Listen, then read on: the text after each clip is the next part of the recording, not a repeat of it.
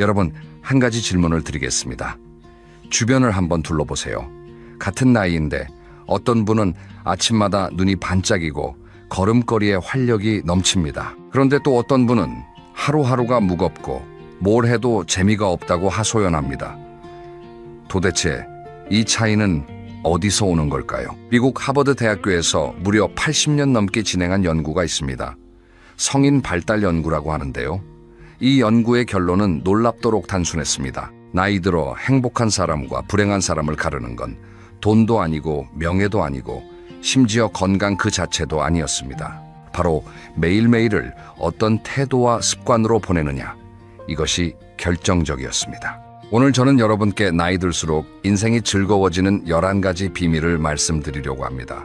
이건 거창한 이론이 아닙니다. 내일 아침부터, 아니 오늘 저녁부터 바로 해볼 수 있는 것들입니다. 그리고 마지막 11번째 비밀은 많은 분들이 가장 간과하면서도 효과가 가장 큰 것인데요. 끝까지 함께 해주시면 분명 고개를 끄덕이시게 될 겁니다. 자, 그럼 첫 번째 비밀부터 시작하겠습니다. 첫 번째 비밀은 아침에 첫 1시간을 바꾸는 것입니다. 여러분, 아침에 눈 뜨자마자 제일 먼저 하시는 게 뭔가요? 혹시 휴대폰부터 들여다보시진 않나요? 카카오톡 확인하고 뉴스 보고 누가 연락했나 살피다 보면 어느새 30분이 훌쩍 지나갑니다. 그런데 이게 생각보다 하루 전체의 기분을 좌우합니다. 우리 몸에는 코르티솔이라는 호르몬이 있습니다. 흔히 스트레스 호르몬이라고 부르는데요. 사실 이 코르티솔은 아침에 자연스럽게 분비되면서 우리 몸에 시동을 걸어주는 아주 고마운 녀석이기도 합니다. 그런데 눈 뜨자마자 자극적인 뉴스를 보거나 걱정거리를 떠올리면 이 코르티솔이 필요 이상으로 확 치솟습니다. 마치 자동차 시동을 거는데 엑셀을 끝까지 밟아버리는 것과 같습니다. 엔진에 무리가 가겠죠. 그래서 제가 드리고 싶은 제안은 이겁니다. 아침에 눈을 뜨면 딱 5분만 아무것도 하지 마세요. 그냥 천장을 보면서 크게 심호흡을 3번 합니다. 들이쉬고 내쉬고 들이쉬고 내쉬고 들이쉬고 내쉬고. 그리고 나서 물 한 잔을 천천히 마십니다. 찬물이 아니라 미지근한 물이면 더 좋습니다. 밤새 비어있던 위장이 부드럽게 깨어납니다. 그 다음에 하실 일은 딱 한 가지입니다. 창문을 여세요.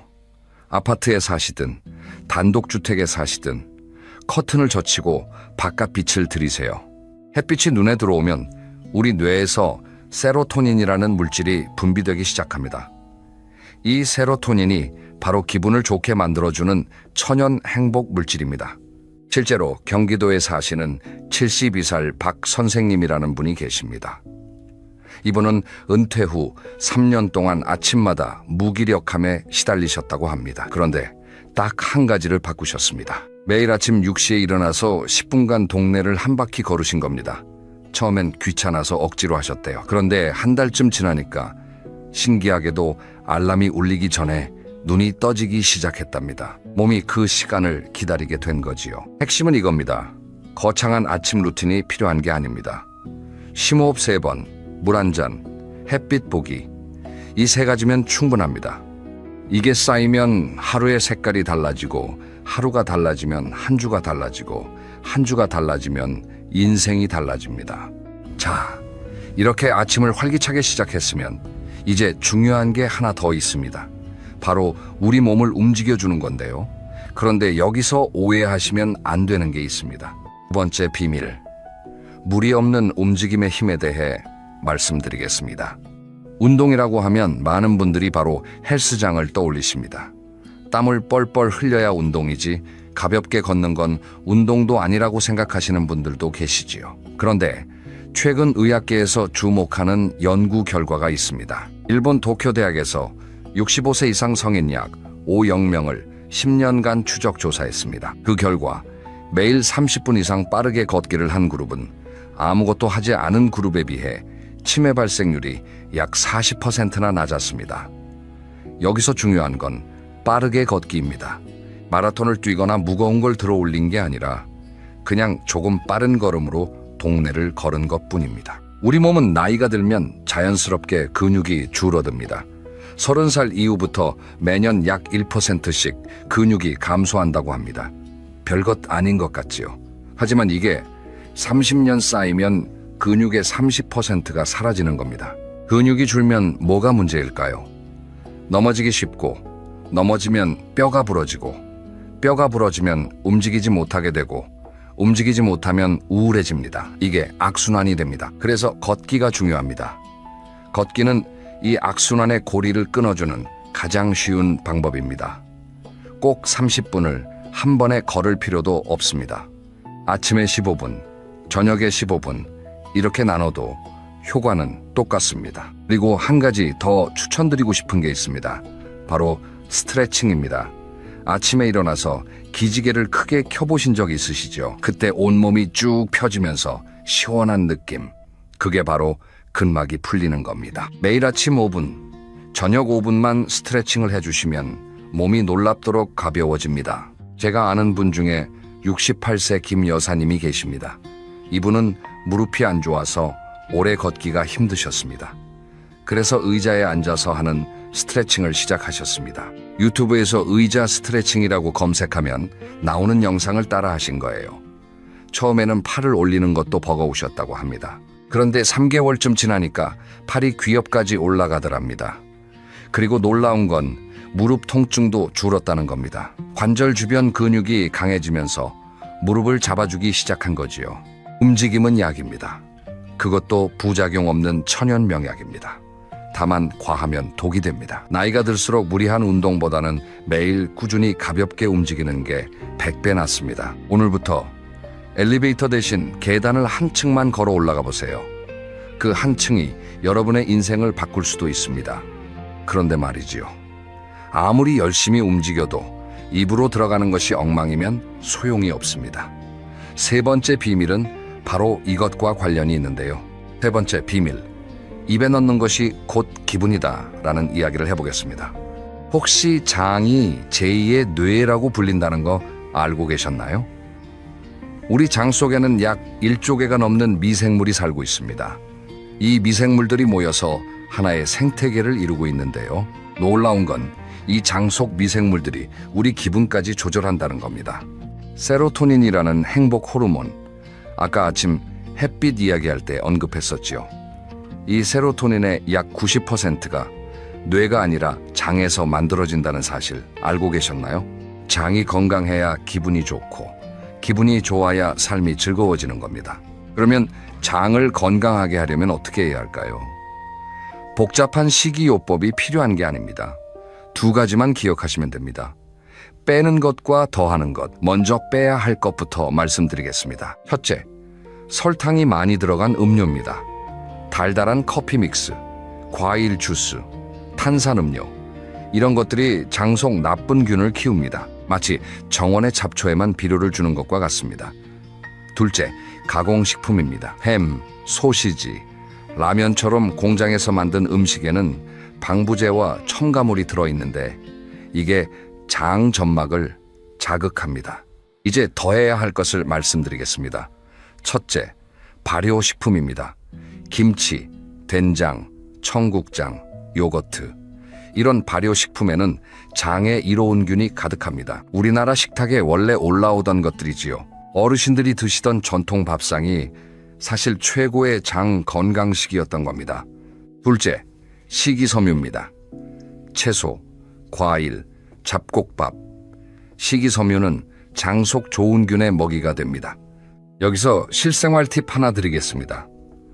아침에 흰 쌀밥 대신 잡곡밥을 드시고 반찬으로 김치 한 가지, 나물 한 가지만 꼭 올리세요. 그리고 식사 사이에 출출할 때는 과자 대신 고구마 하나 아니면 바나나 하나를 드세요. 이것만 해도 장 건강이 눈에 띄게 달라집니다. 그리고 물 이야기를 빼놓을 수 없습니다. 나이가 들수록 갈증을 느끼는 감각이 둔해집니다. 목이 마르지 않아도 실제로는 몸에 수분이 부족한 경우가 많습니다. 하루에 물을 최소 6잔에서 8잔은 드셔야 합니다.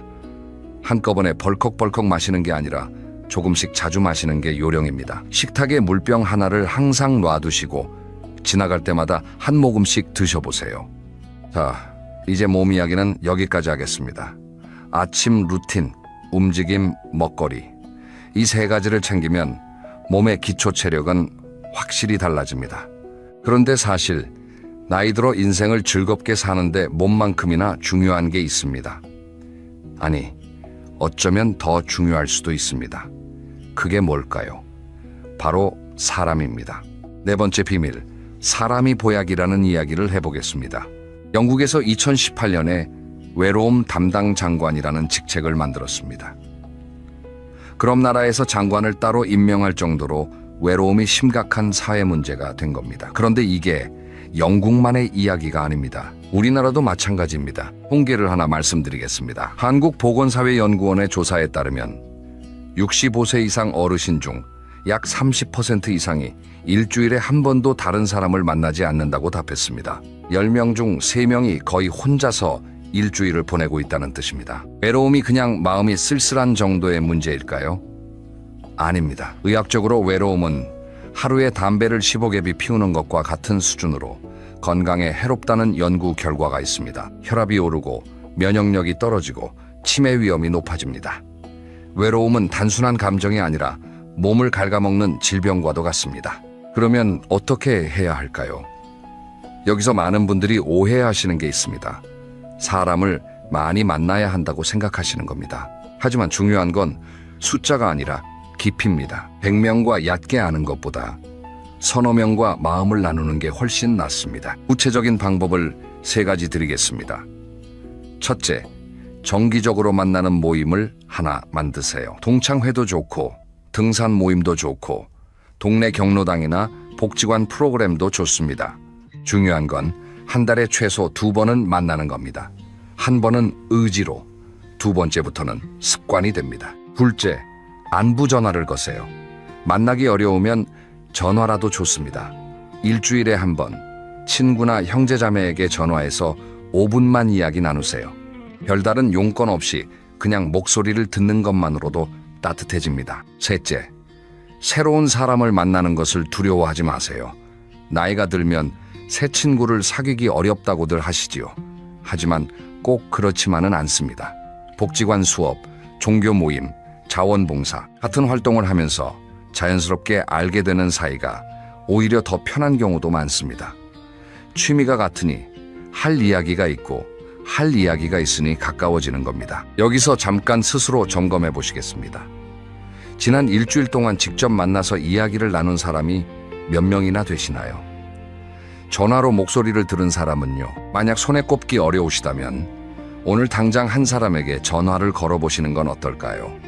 그 한 통의 전화가 여러분의 한 주를 환하게 밝혀줄 수 있습니다. 사람 이야기를 했으니 이제 또 하나 중요한 이야기를 해야 합니다. 사람과의 관계가 마음의 양분이라면 다음에 말씀드릴 것은 머리의 양분입니다. 이게 없으면 아무리 건강해도 삶이 무료해집니다. 5번째 비밀, 머리가 녹슬지 않는 비결에 대해 이야기하겠습니다. 우리 뇌를 근육이라고 상상해 보세요. 근육은 쓰면 강해지고 쓰지 않으면 약해집니다. 뇌도 마찬가지입니다. 이걸 뇌 가소성이라고 하는데요. 어려운 말이지만 뜻은 간단합니다. 뇌는 나이에 상관없이 새로운 회로를 만들 수 있다는 겁니다. 많은 분들이 나이 들면 머리가 굳는다고 생각하십니다. 새로운 걸 배우기엔 너무 늦었다고요. 하지만 과학은 정반대를 말합니다. 60살이든 70이든 80이든 뇌에 새로운 자극을 주면 새로운 신경 연결이 만들어집니다. 마치 오래된 정원에 새 꽃을 심는 것처럼 뇌도 새로운 것을 받아들일 준비가 돼 있습니다. 어떤 자극이 좋을까요? 3가지를 추천드리겠습니다. 첫째, 손을 쓰는 활동입니다. 서예, 뜨개질, 그림 그리기, 악기 연주, 손가락을 섬세하게 움직이는 활동은 뇌의 넓은 영역을 활성화시킵니다. 특히 악기를 배우면 좌뇌와 우뇌가 동시에 활발하게 소통하게 됩니다. 꼭 피아노나 기타가 아니어도 됩니다. 하모니카나 오카리나처럼 작은 악기도 훌륭합니다. 둘째, 외국어 공부입니다. 아니, 이 나이에 무슨 외국어냐고요? 하지만 잠깐 들어보세요. 캐나다 요크 대학교 연구에 따르면 2개 이상의 언어를 사용하는 사람은 치매 발병 시기가 평균 4년에서 5년 정도 늦춰진다고 합니다. 영어를 유창하게 할 필요는 전혀 없습니다. 하루에 단어 5개만 외워도 됩니다. 외우고 잊어버리고 다시 외우고. 이 과정 자체가 뇌에게는 최고의 운동입니다. 셋째, 글을 쓰는 것입니다. 일기도 좋고 편지도 좋고 자서전도 좋습니다. 글을 쓴다는 건 자기 생각을 정리해서 문장으로 만드는 과정이니까요. 머리를 쓸 수밖에 없습니다. 요즘은 스마트폰으로 음성 녹음을 해서 글로 바꿔주는 기능도 있으니 타자가 느리시더라도 걱정 없습니다. 하루에 3줄만 써보세요. 오늘 뭘 했는지, 뭘 느꼈는지, 내일은 뭘 하고 싶은지. 이 3줄이 뇌를 깨우는 열쇠가 됩니다. 재미있는 사례 하나 말씀드리겠습니다. 서울에 사시는 77세 이 할머니라는 분이 계십니다. 이분은 70세에 처음으로 유튜브를 시작하셨습니다. 처음에는 손녀가 촬영을 도와주었는데 지금은 혼자서 편집까지 하신다고 합니다. 구독자 수가 중요한 게 아닙니다. 이분이 말씀하신 게 인상적이었는데요. 매일 뭘 찍을까 고민하는 게 이렇게 재밌는 줄 몰랐다. 머리가 맑아진 느낌이라고 하셨습니다. 뇌는 여러분이 포기하지 않는 한 절대 여러분을 포기하지 않습니다. 나이는 숫자일 뿐이고 배움에는 정말로 늦음이 없습니다. 자, 이제 여기까지 오셨으면 많은 분들이 한 가지 걱정을 하실 겁니다. 이런 거 다 좋은데 돈이 걱정인데요 라고 말이죠. 맞습니다. 아무리 건강하고 친구가 많아도 경제적 불안이 크면 마음이 편할 수가 없습니다. 6번째 비밀, 돈 걱정을 줄이는 마음의 회계장부라는 이야기를 하겠습니다. 먼저 한 가지 여쭤보겠습니다. 여러분, 한 달에 정확히 얼마를 쓰시는지 알고 계신가요? 대략 이 정도가 아니라 10,000원 단위까지 아시는 분이 얼마나 계실까요? 사실 대부분의 분들이 정확한 금액을 모르십니다. 그런데 바로 이 모르는 상태가 불안을 키웁니다. 돈에 대한 불안은 실제로 돈이 부족해서만 생기는 게 아닙니다. 내가 얼마나 가지고 있고 얼마나 쓰고 있는지를 파악하지 못할 때 생깁니다. 쉽게 말해서 통제감을 잃었을 때 불안해지는 겁니다. 반대로 한 달 지출을 정확히 알고 있으면 놀라운 일이 생깁니다. 생각보다 여유가 있네 하고 안도하게 되는 경우도 있고, 여기서 줄일 수 있겠구나 하고 구체적인 대책이 세워지기도 합니다. 어느 쪽이든 막연한 불안보다는 훨씬 낫습니다. 구체적인 방법을 알려드리겠습니다. 아주 간단합니다. 가계부를 쓰세요. 요즘은 스마트폰 앱으로 간편하게 쓸 수 있습니다. 하지만 앱이 어려우시면 수첩에 적으셔도 됩니다. 중요한 건 매일 저녁 5분만 투자해서 오늘 쓴 돈을 적는 겁니다. 커피 한 잔, 버스비, 마트 장보기, 이렇게 한 달만 적어보시면 돈이 어디로 새는지 한눈에 보입니다. 그리고 하나 더 말씀드리고 싶은 게 있습니다. 돈에 대한 마음가짐을 한번 점검해 보시라는 겁니다. 많은 분들이 노후에 돈이 부족하면 어쩌지 라는 걱정을 달고 사십니다. 물론 대비는 필요합니다. 하지만 그 걱정이 오늘의 행복을 갉아먹고 있다면 문제입니다. 여기서 중요한 개념이 하나 있습니다. 바로 충분함입니다. 행복 연구자들은 일정 수준 이상의 소득이 되면 돈과 행복 사이의 관계가 급격히 약해진다고 말합니다. 쉽게 말해서 기본적인 의식주가 해결되고 나면 그 이상의 돈은 행복에 큰 영향을 미치지 않는다는 겁니다. 물론 이게 돈이 필요 없다는 뜻은 아닙니다. 하지만 이미 가지고 있는 것에서 충분함을 느낄 줄 아는 연습을 하시면 돈에 대한 불안이 상당히 줄어듭니다. 냉장고에 먹을 것이 있고 잘 곳이 있고 내일도 밥을 먹을 수 있다면 우리는 이미 꽤 많은 것을 가지고 있는 겁니다. 부산에 사시는 69세 최 선생님 이야기를 잠깐 드리겠습니다. 이분은 은퇴 후 소득이 확 줄면서 극심한 불안에 시달리셨다고 합니다. 밤에 잠도 못 주무시고 통장 잔고를 하루에도 3~4번씩 확인하셨대요. 그러다 상담사의 권유로 한 달간 가계부를 써보셨습니다. 그랬더니 실제 지출이 본인 생각보다 30%나 적더랍니다. 안 쓰는 보험도 3개나 나오고 거의 사용하지 않는 구독 서비스도 4개나 있었습니다. 이것들만 정리해도 월 20만 원 넘게 절약이 되었다고 합니다. 최 선생님은 그때부터 잠을 잘 주무시게 되었다고 하셨습니다. 돈이 늘어난 게 아니라 내가 얼마를 쓰는지 알게 되면서 마음이 편해진 겁니다. 자, 돈 이야기를 했으니 이제 잠 이야기를 해야겠습니다. 왜냐하면 돈 걱정과 잠은 서로 깊이 연결되어 있기 때문입니다. 걱정이 많으면 잠이 안 오고 잠이 부족하면 걱정이 더 커집니다. 이 악순환을 끊으려면 잠의 질을 높여야 하는데요. 7번째 비밀, 잠이 보약이라는 말은 과학이었다는 이야기를 해보겠습니다. 어르신들 사이에서 이런 말 많이 하시지요. 나이 들면 잠이 없어진다고, 새벽 4시 오시면 눈이 떠지고 다시 누워도 잠이 안 온다고, 이게 자연스러운 노화 현상이라고 그냥 받아들이시는 분들이 많습니다. 하지만 이건 좀 더 정확하게 알고 계실 필요가 있습니다. 나이가 들면 깊은 잠의 비율이 줄어드는 건 사실입니다. 젊었을 때에 비해 깊은 수면 시간이 짧아지는 건 맞아요. 하지만 그렇다고 해서 잠이 필요 없어지는 건 아닙니다. 오히려 나이가 들수록 잠의 질이 더 중요해집니다. 수면 부족이 쌓이면 어떻게 될까요? 미국 국립수면재단의 발표에 따르면 수면이 부족한 노인은 그렇지 않은 노인에 비해 기억력 저하 속도가 약 2배 빠르다고 합니다. 낮에 멍하고 집중이 안 되는 것도, 감정 기복이 심해지는 것도 상당 부분 잠의 질과 관련이 있습니다. 그러면 어떻게 해야 잠을 잘 잘 수 있을까요? 수면제에 의존하시는 분들이 적지 않은데 수면제는 근본적인 해결책이 아닙니다. 오히려 장기 복용하면 부작용이 생길 수 있습니다. 대신 저녁 루틴을 바꿔보시는 걸 권해드립니다. 첫째, 저녁 식사는 가볍게, 그리고 잠자리에 들기 최소 3시간 전에 마치세요. 배가 부른 상태에서 누우면 위산이 역류하고 소화 때문에 몸이 쉬질 못합니다. 둘째, 잠자리에 들기 1시간 전부터는 스마트폰과 텔레비전을 끄세요. 화면에서 나오는 블루라이트라는 빛이 멜라토닌이라는 수면 호르몬의 분비를 방해합니다. 대신 책을 읽거나 가벼운 음악을 듣거나 스트레칭을 하시는 게 좋습니다. 셋째, 침실 환경을 점검하세요. 방이 너무 밝지 않은지, 너무 덥지 않은지 확인해 보세요. 수면에 가장 좋은 온도는 섭씨 18도에서 22도 사이라고 합니다. 약간 서늘하다 싶을 때 잠이 가장 잘 옵니다. 넷째, 매일 같은 시간에 자고 같은 시간에 일어나세요. 주말이라고 늦잠을 자거나 낮잠을 오래 자면 수면 리듬이 깨집니다. 낮잠을 주무시더라도 30분을 넘기지 않는 게 좋습니다.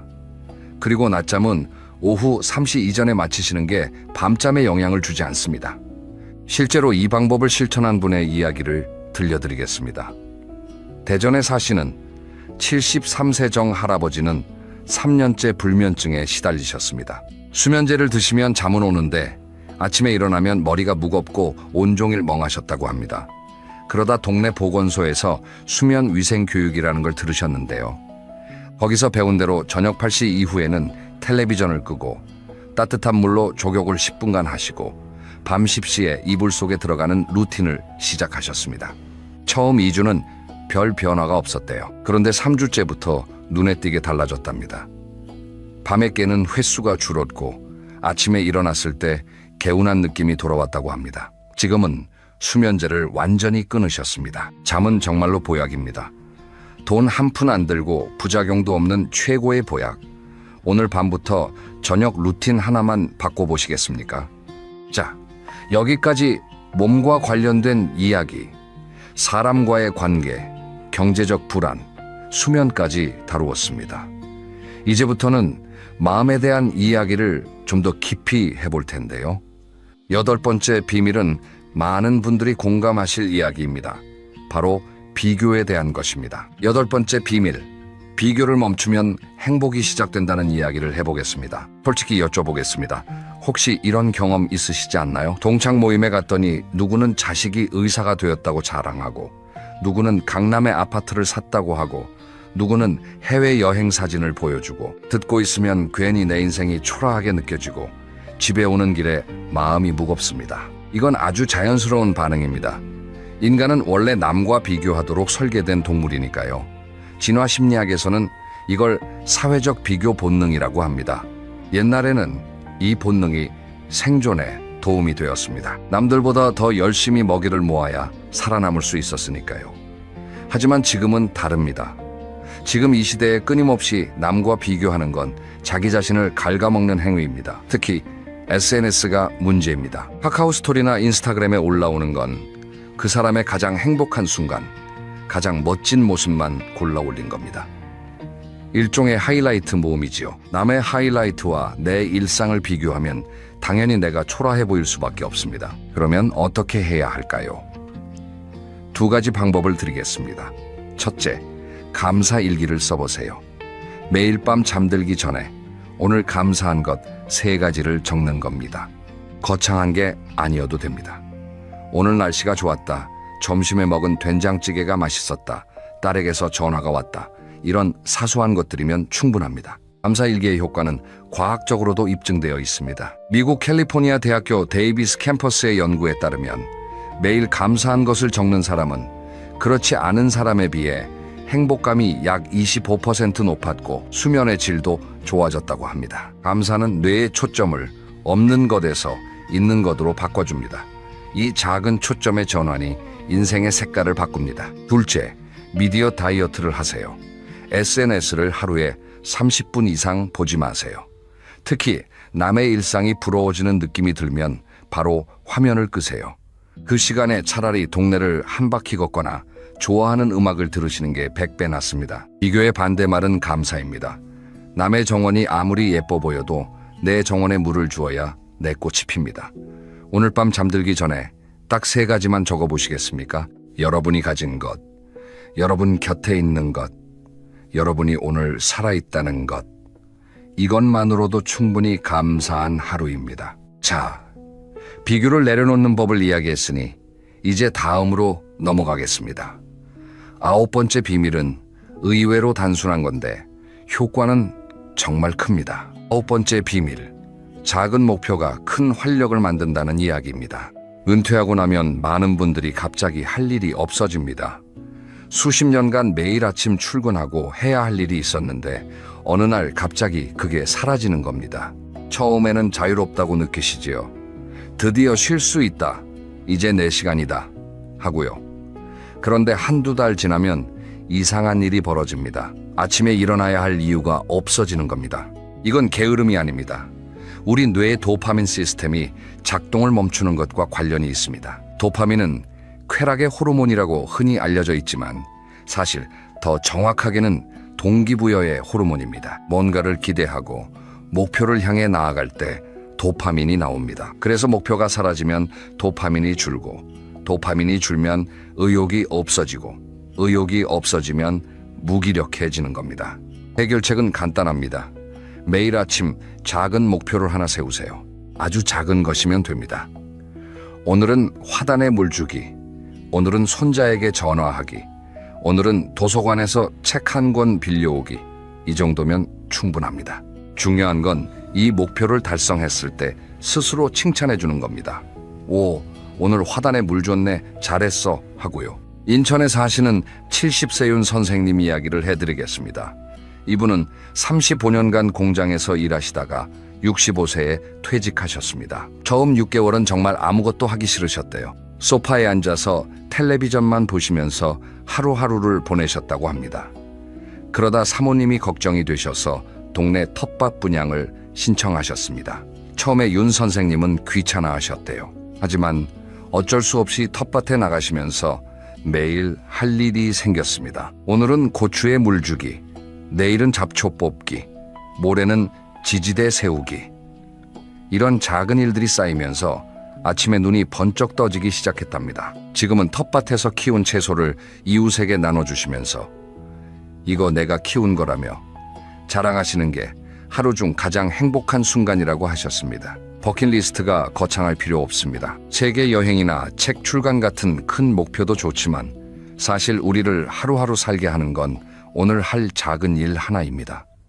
오늘 여러분의 목표는 뭔가요? 지금 하나만 정해보세요. 그리고 그걸 해내면 스스로에게 이렇게 말해주세요. 잘했어. 오늘도 잘 살았어. 이제 10번째 비밀로 넘어가겠습니다.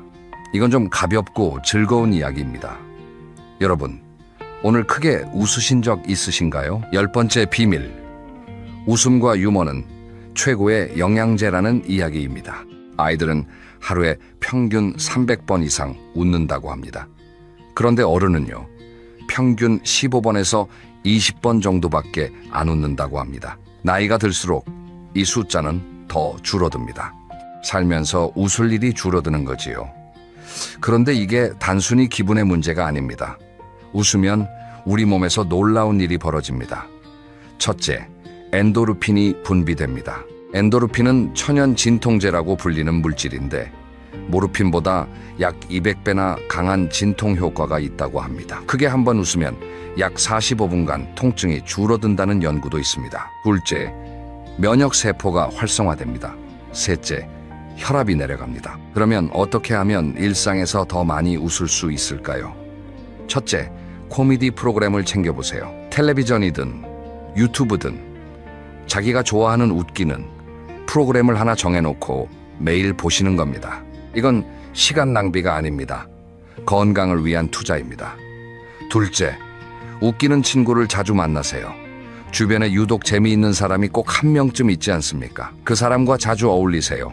웃음은 전염됩니다. 곁에 잘 웃는 사람이 있으면 나도 모르게 따라 웃게 됩니다. 셋째, 억지로라도 웃어보세요.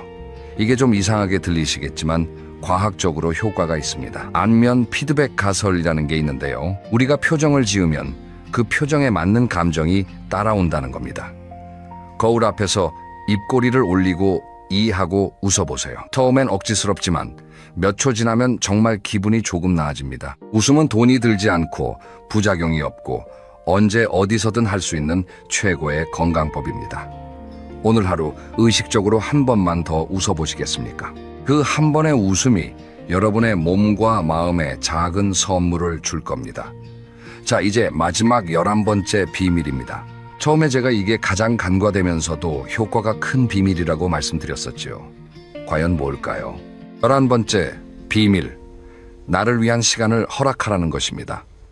많은 분들, 특히 우리 중장년 세대는 평생을 남을 위해 살아오셨습니다. 자식을 키우느라, 부모님을 모시느라, 회사를 위해, 가정을 위해, 정작 나를 위한 시간은 없었습니다. 그러다 보니 나를 위해 시간을 쓴다는 것 자체가 죄책감으로 느껴지시는 분들이 있습니다. 이 나이에 나만을 위해 시간을 쓰다니 이기적인 건 아닐까 하고요. 단호하게 말씀드리겠습니다. 이기적인 게 아닙니다. 필수적인 겁니다. 비행기에서 비상 상황이 오면 뭐라고 안내하나요? 먼저 본인의 산소 마스크를 착용하고 그 다음에 옆 사람을 도우라고 합니다. 내가 먼저 산소를 마셔야 남도 도울 수 있습니다. 삶도 마찬가지입니다. 내가 먼저 충전되어야 가족에게도 친구에게도 이웃에게도 따뜻할 수 있습니다. 나를 위한 시간이란 뭘까요? 꼭 명상을 해야 하는 건 아닙니다. 명상이 좋다고들 하지만 솔직히 가만히 앉아서 아무 생각 안 하는 게 오히려 더 스트레스인 분들도 계시지요. 그런 분들께는 이런 대안을 드리고 싶습니다.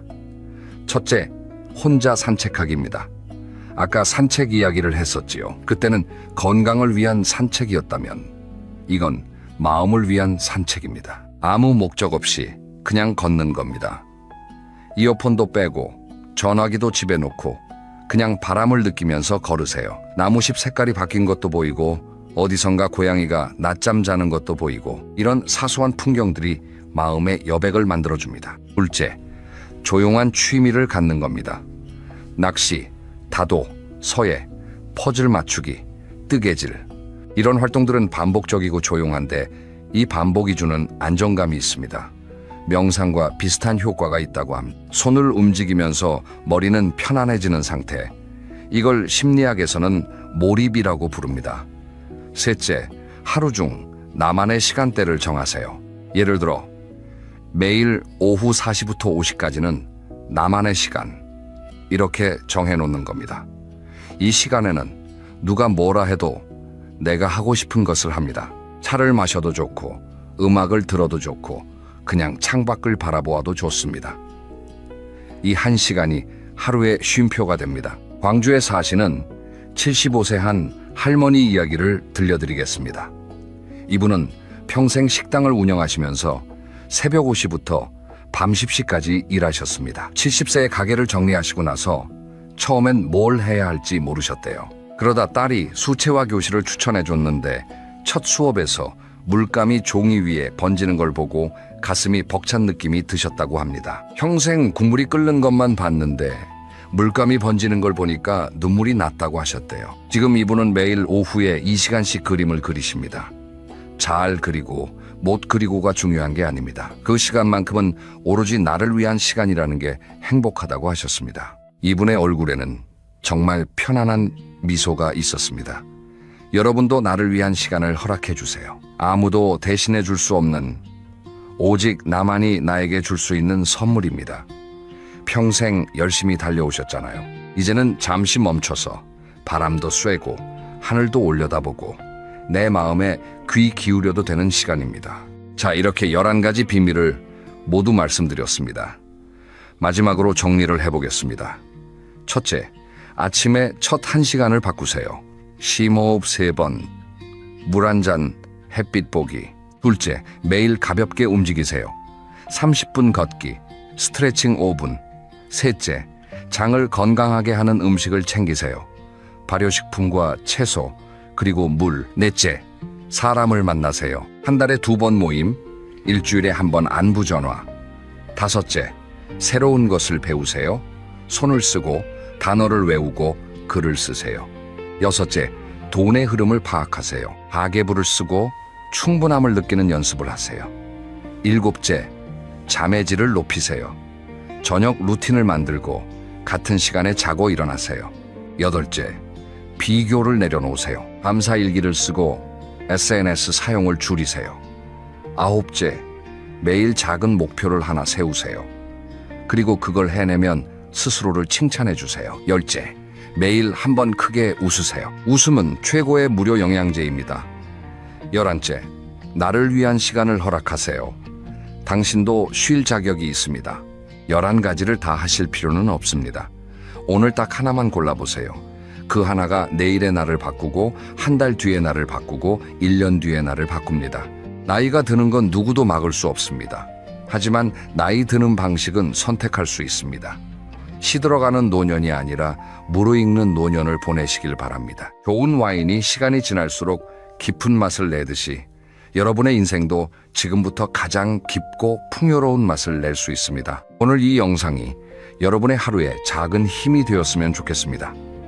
다음 영상에서는 나이 들수록 반드시 끊어야 할 습관 7가지에 대해 이야기해 보려고 합니다. 오늘 말씀드린 좋은 습관을 들이는 것만큼 나쁜 습관을 끊는 것도 중요하거든요. 어떤 습관들인지 궁금하시지요? 다음 영상에서 꼭 만나 뵙겠습니다. 오늘도 건강하시고 행복한 하루 보내세요. 감사합니다. 여러분, 한번 상상해 보세요. 백화점 1층 명품 매장이 쭉 늘어선 그 복도를 걸어가고 있다고요. 그런데 앞에서 두 사람이 걸어옵니다. 한 분은 머리부터 발끝까지 명품으로 무장했어요. 가방도 로고가 큼지막하게 밝힌 거, 선글라스도 유명 브랜드, 옷에도 로고가 선명합니다. 그런데 왠지 모르게 좀 부담스럽다고 할까요? 뭔가 과하다는 느낌이 듭니다. 반면에 바로 옆에 걸어오는 분은요, 깔끔한 흰 셔츠에 잘 다린 바지, 그리고 깨끗하게 관리된 하얀 운동화를 신고 있어요. 브랜드 로고 같은 건 하나도 안 보입니다. 그런데 이상하게 이분한테 눈이 더 갑니다. 뭔가 품위가 느껴지고 편안하면서도 격이 있어 보여요. 실제로 백화점에서 20년 넘게 일했다는 한 직원분이 이런 말을 했대요. 진짜 부자는 로고로 말하지 않습니다. 오히려 아무것도 안 걸친 것 같은데 걸어 들어오는 순간 공기가 달라지는 분들이 있어요.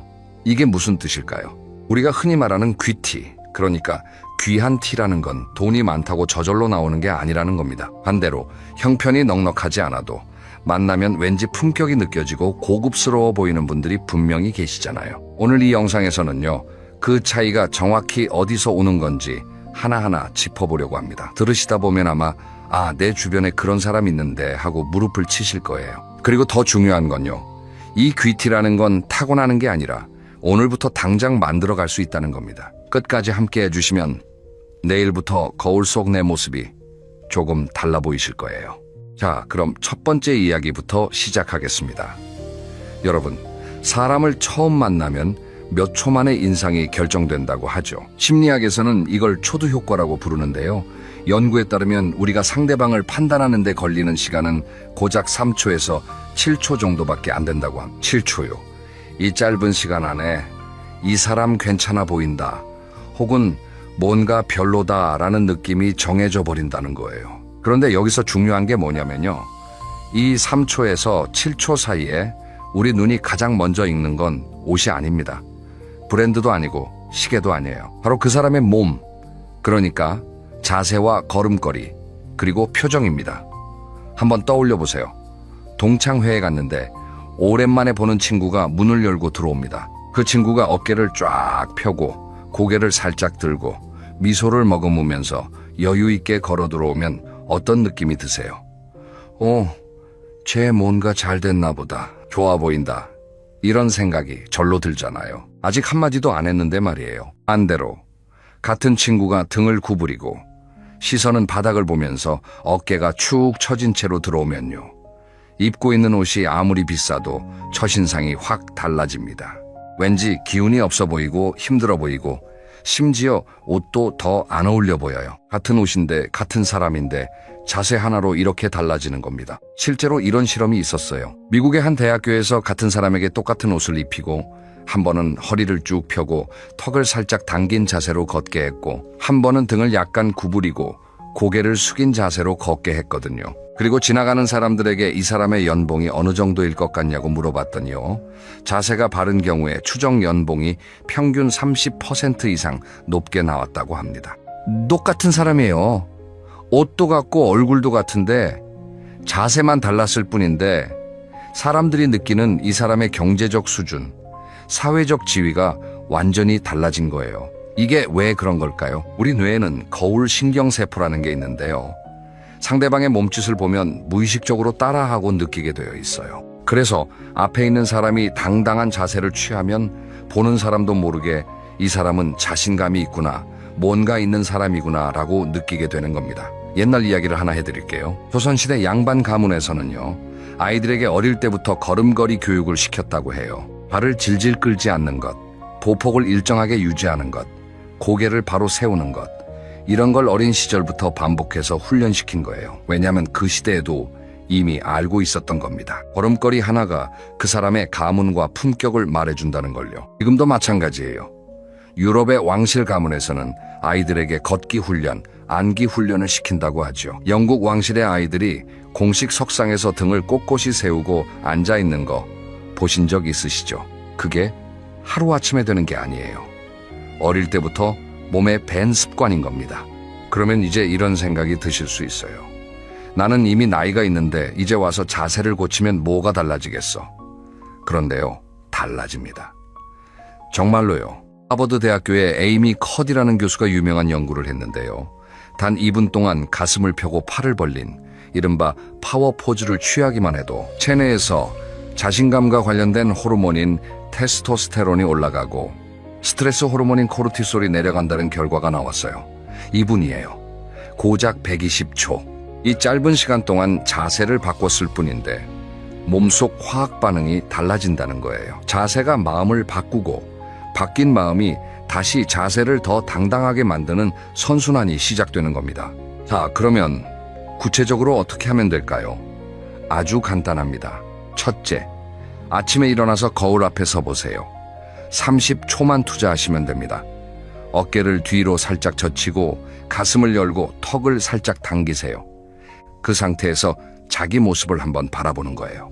이것만 매일 반복해도 몸이 그 자세를 기억하기 시작합니다. 둘째, 걸을 때 시선을 바닥이 아니라 전방 15m 정도에 두세요.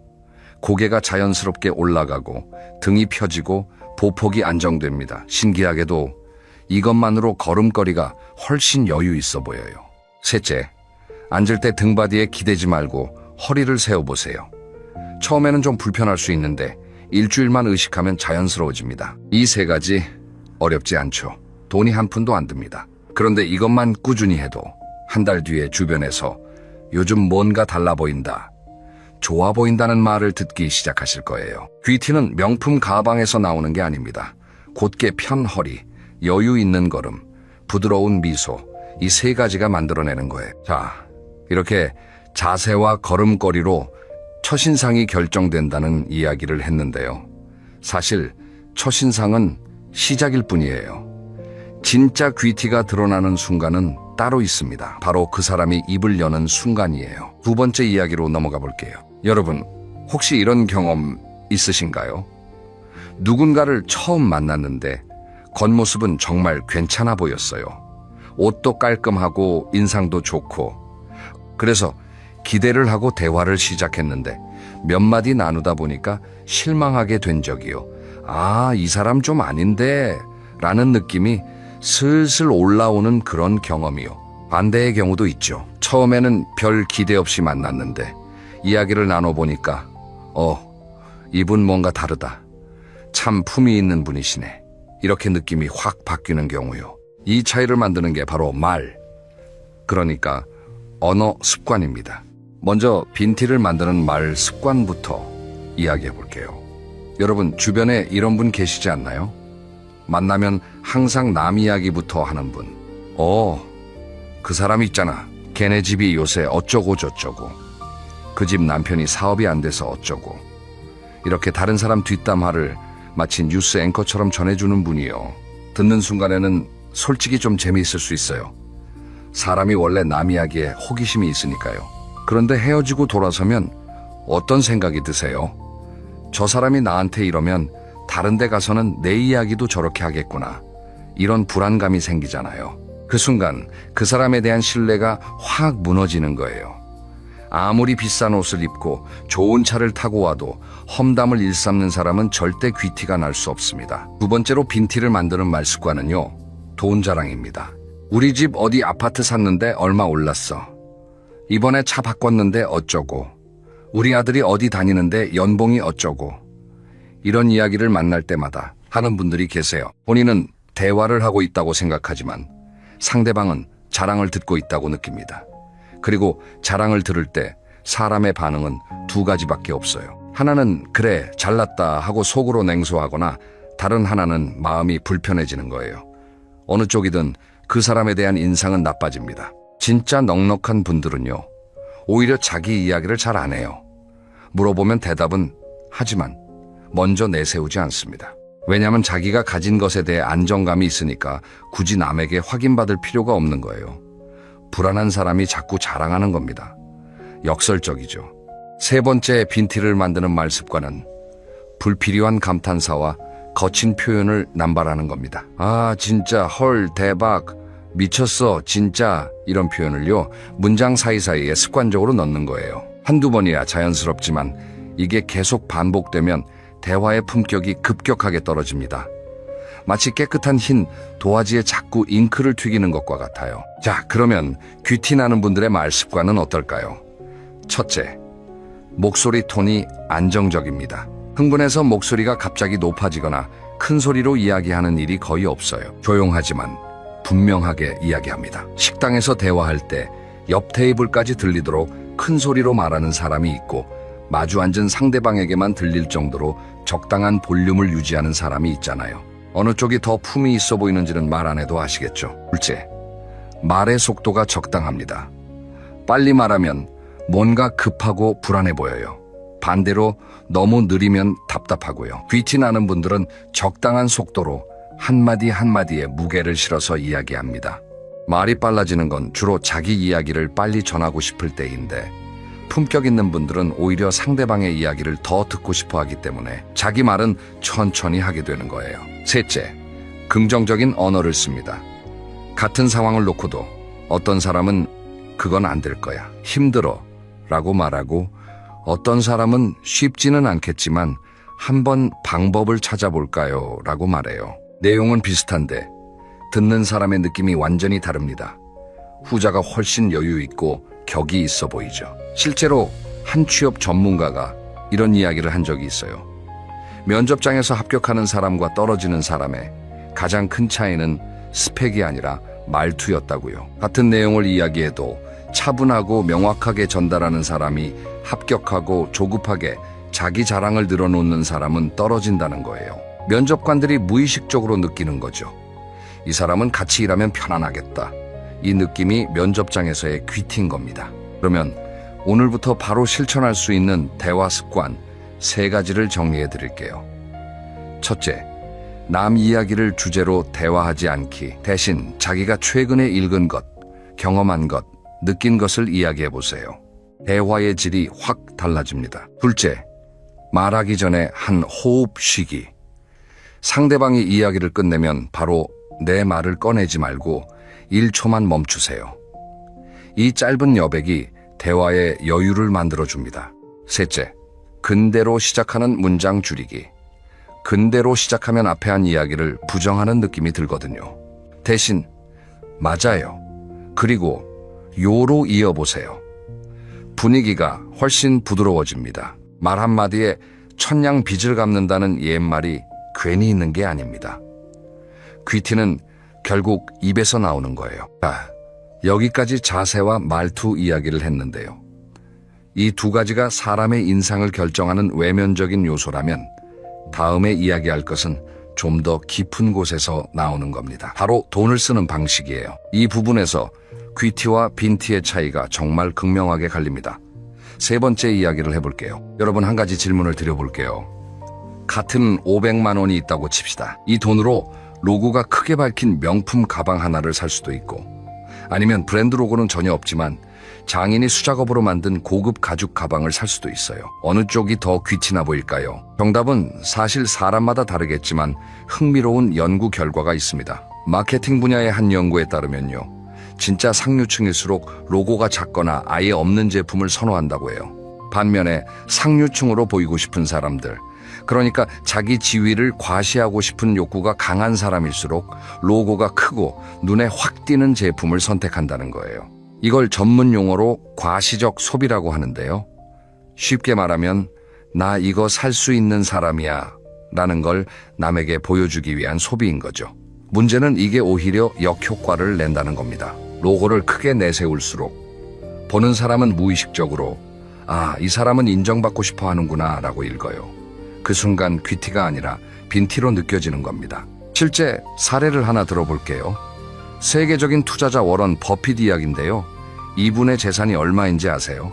2025년 기준으로 대략 1000억 달러가 넘습니다. 우리 돈으로 100조 원이 넘는 돈이에요. 상상이 안 되는 액수죠. 그런데 이분이 사는 집은요, 2025년 현재까지도 1958년에 31,500달러, 우리 돈으로 대략 4천만 원 정도에 산 그 집에서 살고 있어요. 60년이 넘은 집이에요. 차도 특별한 슈퍼카가 아니라 일반 승용차를 타고요. 아침 식사는 매일 맥도날드에서 해결한다고 합니다. 그러면 이분이 구두쇠냐? 그건 아닙니다. 자선단체에 수십조 원을 기부했어요. 쓸 곳에는 쓰는 겁니다. 다만 남에게 보여주기 위한 소비에는 관심이 전혀 없는 거예요. 이게 진짜 부자의 소비 방식이고, 이런 태도가 자연스럽게 귀티를 만들어내는 겁니다. 우리 주변에서도 비슷한 경우를 찾을 수 있어요.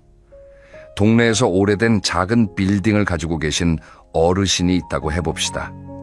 이분이 입는 옷은 시장에서 산 편한 옷이에요. 차도 국산 중형차를 깨끗하게 타시고요. 그런데 만나보면 여유가 넘치고 말씀 한마디 한마디에 무게가 있어요. 반면에 월급 대부분을 명품과 외제차 할부금으로 쓰는 분이 있다면 겉으로는 화려할 수 있지만 왠지 불안한 느낌이 들죠. 내면의 여유가 없으니까 그게 밖으로 비치는 거예요. 여기서 핵심을 짚어보면요, 귀티 나는 소비에는 3가지 특징이 있습니다.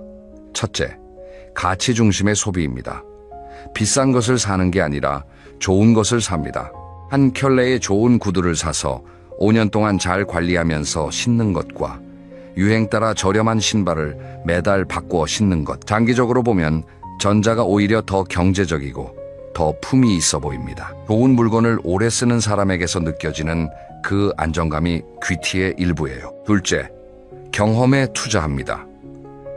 귀티 나는 분들은 물건보다 경험에 돈을 쓰는 경향이 있어요. 새로운 것을 배우거나 좋은 공연을 보거나 가족과 의미 있는 시간을 보내는데 투자하는 거죠. 물건은 시간이 지나면 낡지만 경험은 그 사람의 깊이가 됩니다. 대화할 때 이 사람은 뭔가 풍부하다, 깊이가 있다는 느낌을 주는 분들은 대부분 이런 경험에 투자해온 분들이에요. 셋째, 보여주기 위한 소비를 하지 않습니다. 이게 가장 어려운 부분이에요. 사실 우리 모두 남에게 좋게 보이고 싶은 마음이 있잖아요. 그건 자연스러운 거예요. 하지만 그 마음이 소비를 지배하기 시작하면 결국 돈은 돈대로 쓰면서 빈티만 나는 악순환에 빠지게 됩니다. 이 사실을 아는 것 자체가 이미 변화의 시작이에요. 한 가지 재미있는 비유를 해드릴게요. 정원에 꽃을 심는다고 생각해 보세요. 빈티, 나는 소비는 조화를 사다가 정원에 꽂아 놓는 것과 같아요. 멀리서 보면 화려하지만 가까이 가면 가짜라는 게 바로 보이죠. 반면에 귀티나는 소비는 진짜 꽃씨앗을 심어서 정성껏 키우는 겁니다.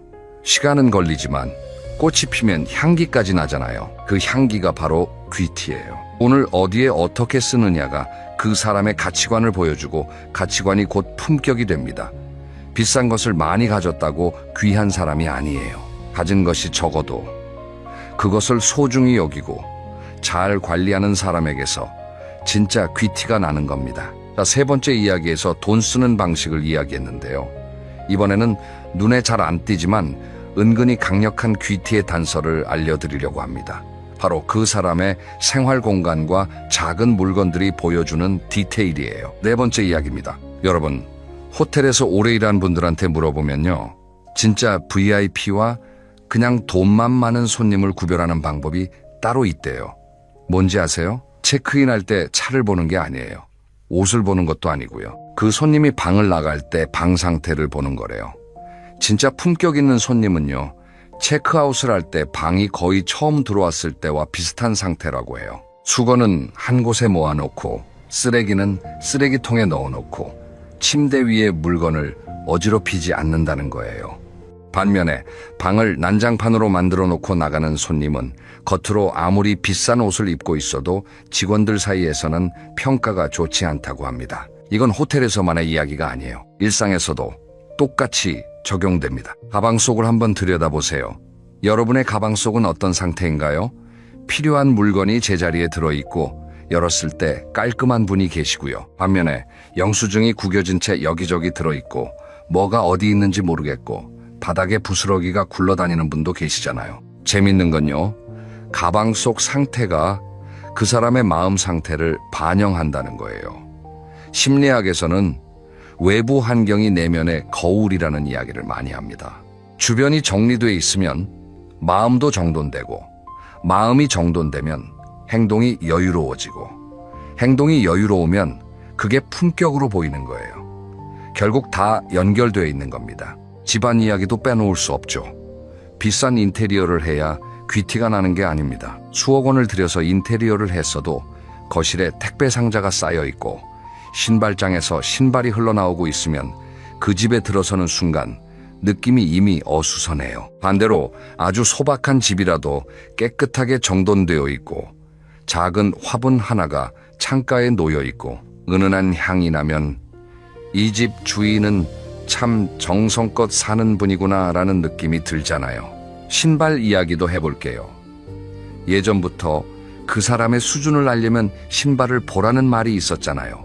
이게 왜 그런 거냐면요, 신발은 자기 관리의 마지막 끝단이기 때문이에요. 얼굴은 아침에 세수하면서 보니까 관리가 되고 옷은 입을 때 확인하니까 신경을 쓰는데 신발은 신고 나면 잘 안 보잖아요.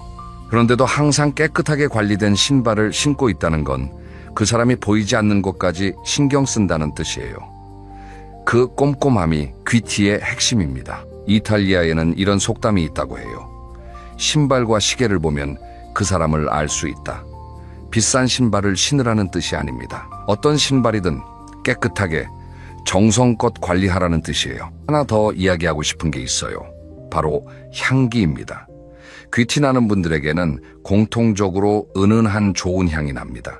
꼭 비싼 향수를 뿌려야 한다는 게 아니에요. 깨끗하게 빨래된 옷에서 나는 섬유유연제 향, 아침에 샤워하고 나서 나는 비누향, 이런 깨끗한 냄새만으로도 충분합니다. 반대로 아무리 옷을 잘 입어도 담배 냄새가 배어 있거나 음식 냄새가 강하게 나거나 오래 입어서 눅눅한 냄새가 나면 인상이 확 떨어져요. 향기는 눈에 보이지 않지만 사람의 기억에 가장 강하게 남는 감각입니다. 그래서 귀티에서 빠질 수 없는 요소예요. 자, 그러면 이 부분에서도 구체적인 실천법을 정리해 볼게요. 첫째, 일주일에 한 번은 가방 속을 비우고 정리하세요. 불필요한 영수증이나 쓰레기는 버리고 자주 쓰는 물건만 제자리에 넣어두는 겁니다. 5분이면 됩니다. 둘째, 현관 정리를 습관화하세요. 집의 첫인상은 현관에서 결정됩니다. 신발을 가지런히 정리하고 택배 상자는 바로바로 치우세요. 셋째, 외출 전에 신발 상태를 한번 확인하세요. 더러우면 간단히 닦아주는 겁니다. 1분도 안 걸려요. 이 작은 습관 하나가 전체 인상을 바꿔놓습니다. 넷째, 빨래한 옷을 입으세요. 너무 당연한 말처럼 들리지만 바쁘다는 핑계로 어제 입은 옷을 다시 입는 경우가 은근히 많잖아요. 깨끗한 옷에서 나는 향은 어떤 향수보다 강력합니다. 귀티라는 건 결국 디테일의 합산입니다. 하나하나는 작은 거예요. 그런데 이 작은 것들이 모이면 사람의 전체적인 인상이 완전히 달라집니다. 마치 퍼즐 조각처럼요. 한 조각 한 조각은 별것 아닌 것 같지만 다 맞추면 멋진 그림이 완성되는 것처럼요. 자, 지금까지 자세, 말투, 소비 습관, 그리고 생활 속 디테일까지 이야기했는데요. 사실 이 모든 것보다 더 강력하게 귀티를 결정짓는 게 하나 남아 있습니다. 이게 빠지면 앞에서 이야기한 것들이 다 무용지물이 될 수도 있어요. 그게 뭐냐면요, 바로 사람을 대하는 태도입니다. 5번째 이야기로 들어가 볼게요. 여러분, 이런 장면을 상상해 보세요. 누군가와 식당에 갔습니다. 고급 레스토랑이에요. 맞은편에 앉은 분이 나한테는 참 다정하게 말해요. 웃으면서 이야기하고 배려도 하고. 그런데 직원이 물을 따르러 왔을 때 갑자기 말투가 달라집니다. 야, 여기 물 좀 빨리 갖다 줘. 혹은 주문한 음식이 좀 늦게 나오니까 인상을 쓰면서 대체 뭐 하는 거야 여기는. 이 순간 여러분은 어떤 느낌이 드세요? 아까까지 좋았던 인상이 와르르 무너지지 않나요? 아, 이 사람이 진짜 이런 사람이구나 하는 생각이 드는 거죠. 반대 상황도 생각해 보세요. 같은 식당에서 같은 상황인데 옆에 앉은 분이 직원에게 이렇게 말합니다. 바쁘시죠? 천천히 가져다 주셔도 괜찮아요. 감사합니다. 이 한마디에 직원도 미소를 짓고 분위기가 훨씬 따뜻해지잖아요. 이걸 보는 여러분의 마음에도 이 사람 참 괜찮다는 느낌이 확 들고요. 옛말에 윗물이 맑아야 아랫물이 맑다는 말이 있지만 사실 더 정확한 표현은 이거라고 생각해요. 아랫물에게 어떻게 대하느냐가 그 사람의 진짜 윗물을 보여준다. 자기보다 소위 아래에 있다고 여겨지는 사람, 자기한테 뭔가를 해줘야 하는 위치에 있는 사람에게 어떤 태도를 보이느냐. 이게 그 사람의 진짜 인격이고 진짜 품격입니다. 재밌는 이야기를 하나 들려드릴게요. 어느 대기업 회장이 신입 임원을 최종 면접할 때 면접장에서가 아니라 식사 자리에서 결정한다고 해요. 함께 식사를 하면서 그 사람이 식당 직원에게 어떻게 대하는지, 주차 요원에게 어떻게 말하는지를 본다는 거예요. 아무리 이력서가 화려해도 이 자리에서 직원에게 반말을 하거나 무례하게 구는 사람은 떨어진다고 합니다. 왜냐하면 그 사람이 나중에 부하 직원들에게도 똑같이 할 거라는 걸 아니까요. 이건 비단 기업에서만의 이야기가 아닙니다. 우리 일상에서도 마찬가지예요. 택시를 탔을 때 기사님, 오늘 고생 많으시죠? 라고 한마디 건네는 분이 있고 아무 말 없이 탄 뒤에 내릴 때 빨리 안 가고 뭐해? 하는 분이 있어요. 편의점에서 계산할 때 감사합니다. 한마디 하는 분이 있고 거스름 돈을 무뚝뚝하게 받아가는 분이 있고요. 이 하나하나의 장면들이 모여서 그 사람의 이미지가 됩니다. 주변 사람들은 다 보고 있어요. 특히 함께 다니는 가족이나 친구, 자녀들이 가장 잘 압니다. 여기서 한 가지 더 중요한 게 있어요. 바로 경청하는 태도입니다. 귀티나는 분들의 대화를 관찰해 보면요. 이 분들은 상대방이 이야기할 때 진짜로 듣습니다. 고개를 끄덕이고 눈을 맞추고 상대방의 말이 끝날 때까지 기다렸다가 자기 생각을 말해요. 빈티나는 대화는 정반대예요. 상대방이 이야기하는 중간에 끼어들거나 듣는 척하면서 휴대폰을 보거나 상대방 이야기가 끝나기도 전에 자기 이야기를 시작하죠. 이런 습관은 본인이 잘 못 느끼는데 상대방은 아주 민감하게 느낍니다. 이 사람은 내 이야기에 관심이 없구나 하는 느낌을 받으면 아무리 다른 조건이 좋아도 품격 있다는 느낌이 사라져요. 재벌가 며느리를 뽑는 면접 들어보셨죠? 물론 집안마다 다르겠지만 공통적으로 본다는 항목들이 있대요. 학벌이나 외모보다 더 중요하게 보는 것이요. 바로 이 사람이 집안에 들어와서 사람들을 어떻게 대할 것인가 라고 합니다. 어른에게는 공경하면서도 자연스럽고 도움을 주는 분들에게는 감사할 줄 알고 누구에게나 일관된 태도를 보이는 사람. 이게 그들이 말하는 가문에 어울리는 사람이에요. 결국 귀티의 핵심은 태도인 겁니다. 나이 들수록 더 빛나는 분들이 계시잖아요. 그런 분들의 공통점을 보면 예외 없이 사람을 대하는 태도가 일관됩니다. 후배에게도 존대를 쓰고 처음 보는 사람에게도 친절하고 자기보다 어린 사람의 의견도 경청해요. 이런 분들 곁에 있으면 편안하면서도 존경심이 절로 들죠. 이게 진짜 귀티예요. 돈으로는 절대 살 수 없는 것. 그러면 이 부분에서의 실천 포인트 3가지를 드릴게요. 첫째, 오늘 만나는 서비스 직종분들에게 감사합니다를 한 번 더 말해보세요. 택시 기사님, 편의점 직원분, 배달 오시는 분께 눈을 맞추고 인사해보세요. 이 작은 습관 하나가 여러분의 품격을 보여주는 가장 강력한 신호입니다. 둘째, 대화할 때 상대방의 눈을 보고 말이 끝날 때까지 기다려주세요. 끼어들고 싶은 순간이 있더라도 3초만 참아보세요. 셋째, 누구에게나 같은 말투를 쓰세요. 윗사람에게 하는 말투와 아랫사람에게 하는 말투가 다르다면 오늘부터 하나로 맞춰보세요. 모든 사람에게 존중의 말투를 쓰는 것, 이것만큼 강력한 귀티는 없습니다. 자, 5번째 이야기까지 왔습니다. 지금까지 귀티의 겉모습에서 시작해서 점점 안쪽으로 들어왔는데요. 마지막 6번째 이야기는 이 모든 걸 유지하고 더 빛나게 만드는 비밀에 대한 겁니다. 귀티는 하루아침에 만들어지는 게 아니라 매일매일의 루틴에서 천천히 쌓이는 것이거든요. 마지막 이야기를 시작해 볼게요. 여러분, 나이가 들면 어쩔 수 없이 겉모습은 변하잖아요.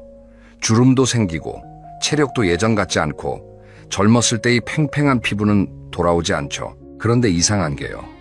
어떤 분들은 나이가 들수록 더 매력적이에요. 더 빛나 보여요. 반면에 어떤 분들은 나이가 들면서 점점 초라해 보이고 힘없어 보이고요. 이 차이가 뭘까? 곰곰이 생각해 봤는데요. 결국 습관이더라고요. 매일 어떤 루틴으로 사느냐가 10년 뒤, 20년 뒤의 품격을 결정한다는 거예요. 60대인데도 눈이 반짝반짝하고 피부도 건강하고 대화를 나누면 재미있고 깊이가 있는 분들을 만나보면요. 놀랍게도 비슷한 습관을 가지고 계세요. 첫째, 이분들은 몸을 꾸준히 움직입니다. 거창한 운동이 아니에요. 매일 아침 30분에서 1시간 정도 산책을 하신다거나 가벼운 스트레칭을 꾸준히 하시거나 일주일에 2-3번 수영이나 등산을 하시는 정도예요. 운동이 귀티와 무슨 상관이냐고 생각하실 수 있는데요. 사실 엄청난 상관이 있어요. 몸을 움직이면 혈액순환이 잘 되면서 피부가 좋아지고 자세가 좋아지고 체력이 유지되니까 생활 전반에 활력이 생겨요. 같은 나이인데도 운동을 꾸준히 한 사람과 안 한 사람은 10년 정도 차이가 나 보인다는 연구 결과도 있습니다. 무엇보다 운동을 꾸준히 하는 사람에게서는 자기 관리를 한다는 느낌이 나요. 이 느낌이 바로 귀티의 핵심 중 하나입니다. 몸이 건강하면 표정도 밝아지고 움직임도 가볍고 목소리에도 힘이 실려요. 이 모든 것들이 합쳐져서 이분은 뭔가 다르다는 인상을 주는 거예요. 둘째, 독서를 합니다. 매일은 아니더라도 꾸준히 책을 읽는 분들이에요. 어떤 분은 잠자리에 들기 전 30분씩 읽으시고 어떤 분은 주말에 카페에서 2-3시간 읽으시고요. 책을 읽는 사람과 안 읽는 사람의 차이는 대화에서 아주 선명하게 드러납니다. 같은 주제를 이야기하더라도 독서를 꾸준히 한 분은 다양한 관점에서 이야기할 수 있어요. 비유도 풍부하고 사례도 다양하고 무엇보다 상대방의 생각을 열린 마음으로 들을 줄 알아요. 많이 읽은 사람은 세상에 다양한 시각이 있다는 걸 아니까 자기 생각만 고집하지 않거든요. 그리고 독서를 많이 한 분들에게서 느껴지는 독특한 차분함이 있어요. 뭔가 급하지 않고 여유 있고 깊이가 있는 느낌. 이게 나이 들수록 더 빛나는 귀티의 원천입니다. 구체적으로 어떤 책을 읽어야 하냐고 물으신다면 아무 책이나 좋아요. 소설도 좋고 역사책도 좋고 심리학 책도 좋고 에세이도 좋습니다. 중요한 건 꾸준함이에요. 한 달에 한 권이라도 좋으니 끊기지 않고 읽는 것. 그게 10년 뒤에 엄청난 차이를 만들어냅니다. 셋째, 배움을 멈추지 않습니다. 이건 꼭 학교에 다니거나 학위를 따라하는 뜻이 아니에요. 새로운 것에 호기심을 가지고 배우려는 태도를 말하는 겁니다. 주변에 나이 들었는데도 참 매력적인 분들을 떠올려 보세요. 이분들은 대부분 뭔가를 배우고 있어요. 어떤 분은 60이 넘어서 수채화를 시작하셨고, 어떤 분은 70에 스마트폰 촬영을 배우기 시작하셨어요. 어떤 분은 은퇴 후에 요리를 본격적으로 배워서 주변 분들에게 음식을 대접하시고요.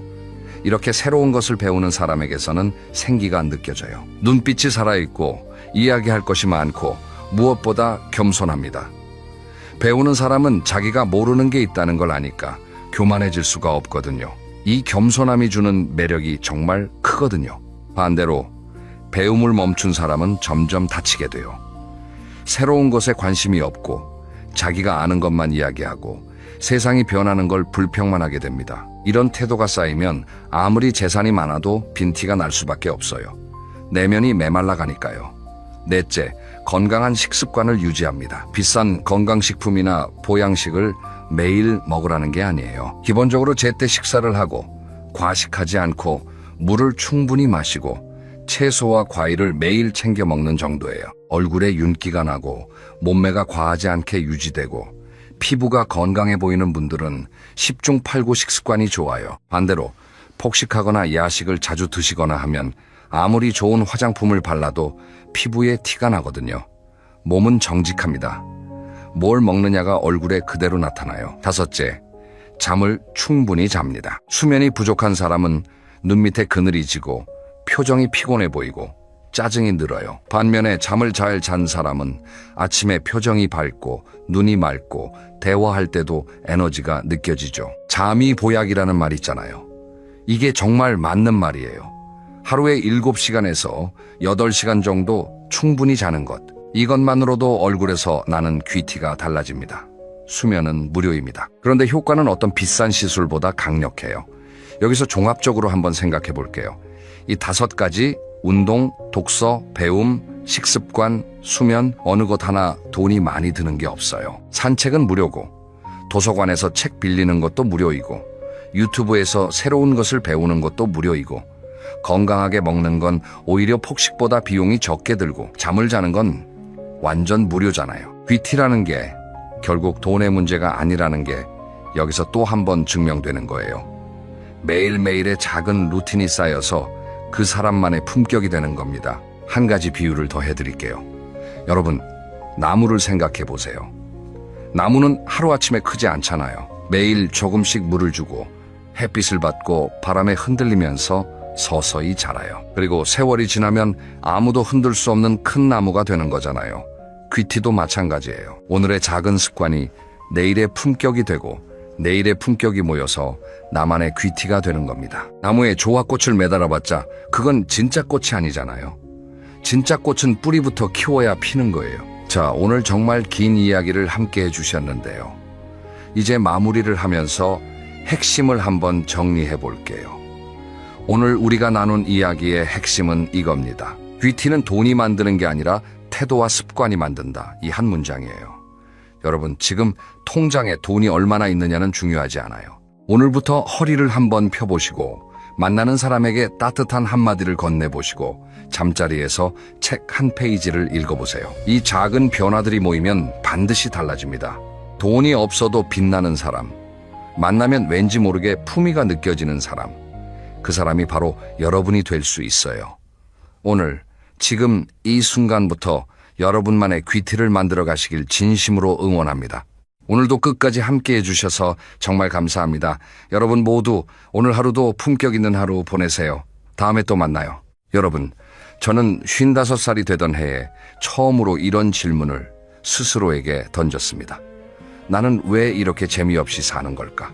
매일 아침 눈을 뜨면 특별히 기대되는 것도 없고 저녁이 되면 오늘 하루도 그냥 흘러갔구나 하는 생각뿐이었습니다. 혹시 지금 이 이야기를 듣고 계신 여러분도 비슷한 마음이신가요? 그렇다면 오늘 이야기는 정말 여러분을 위해 준비한 것입니다. 저는 그 질문 하나에서 시작해서 제 인생 후반전을 완전히 바꿔놓았거든요. 대단한 비결이 아닙니다. 돈이 많이 드는 것도 아닙니다. 누구나 내일 아침부터 바로 시작할 수 있는 것들입니다. 오늘 끝까지 함께 해주시면 6가지 방법을 하나하나 풀어드리겠습니다. 분명히 하나쯤은 여러분의 가슴에 콕 박히는 것이 있을 겁니다. 자, 그러면 첫 번째 이야기를 시작해 보겠습니다. 저는 32년을 한 직장에서 일했습니다. 매일 아침 7시에 일어나서 넥타이 매고 출근하고 저녁 7시에 퇴근해서 밥 먹고 뉴스 보다가 잠드는 생활이었습니다. 그게 제 일상이었고 그게 제 정체성이었습니다. 그런데 퇴직을 하고 나니까 갑자기 아침에 눈을 떠도 갈 곳이 없는 겁니다. 처음 한두 달은 좋았습니다. 아, 드디어 쉬는구나. 그동안 못 봤던 드라마도 몰아보고 낮잠도 실컷 자고. 그런데 석 달이 지나니까 슬슬 이상해지기 시작했습니다. 소파에 앉아서 리모컨을 이리저리 돌리는데 채널은 수백 개인데 볼 게 하나도 없는 그런 느낌 있잖아요. 그때 아내가 저한테 이렇게 말했습니다. 여보, 당신 요즘 눈에 빛이 없어. 솔직히 그 말이 좀 충격이었습니다.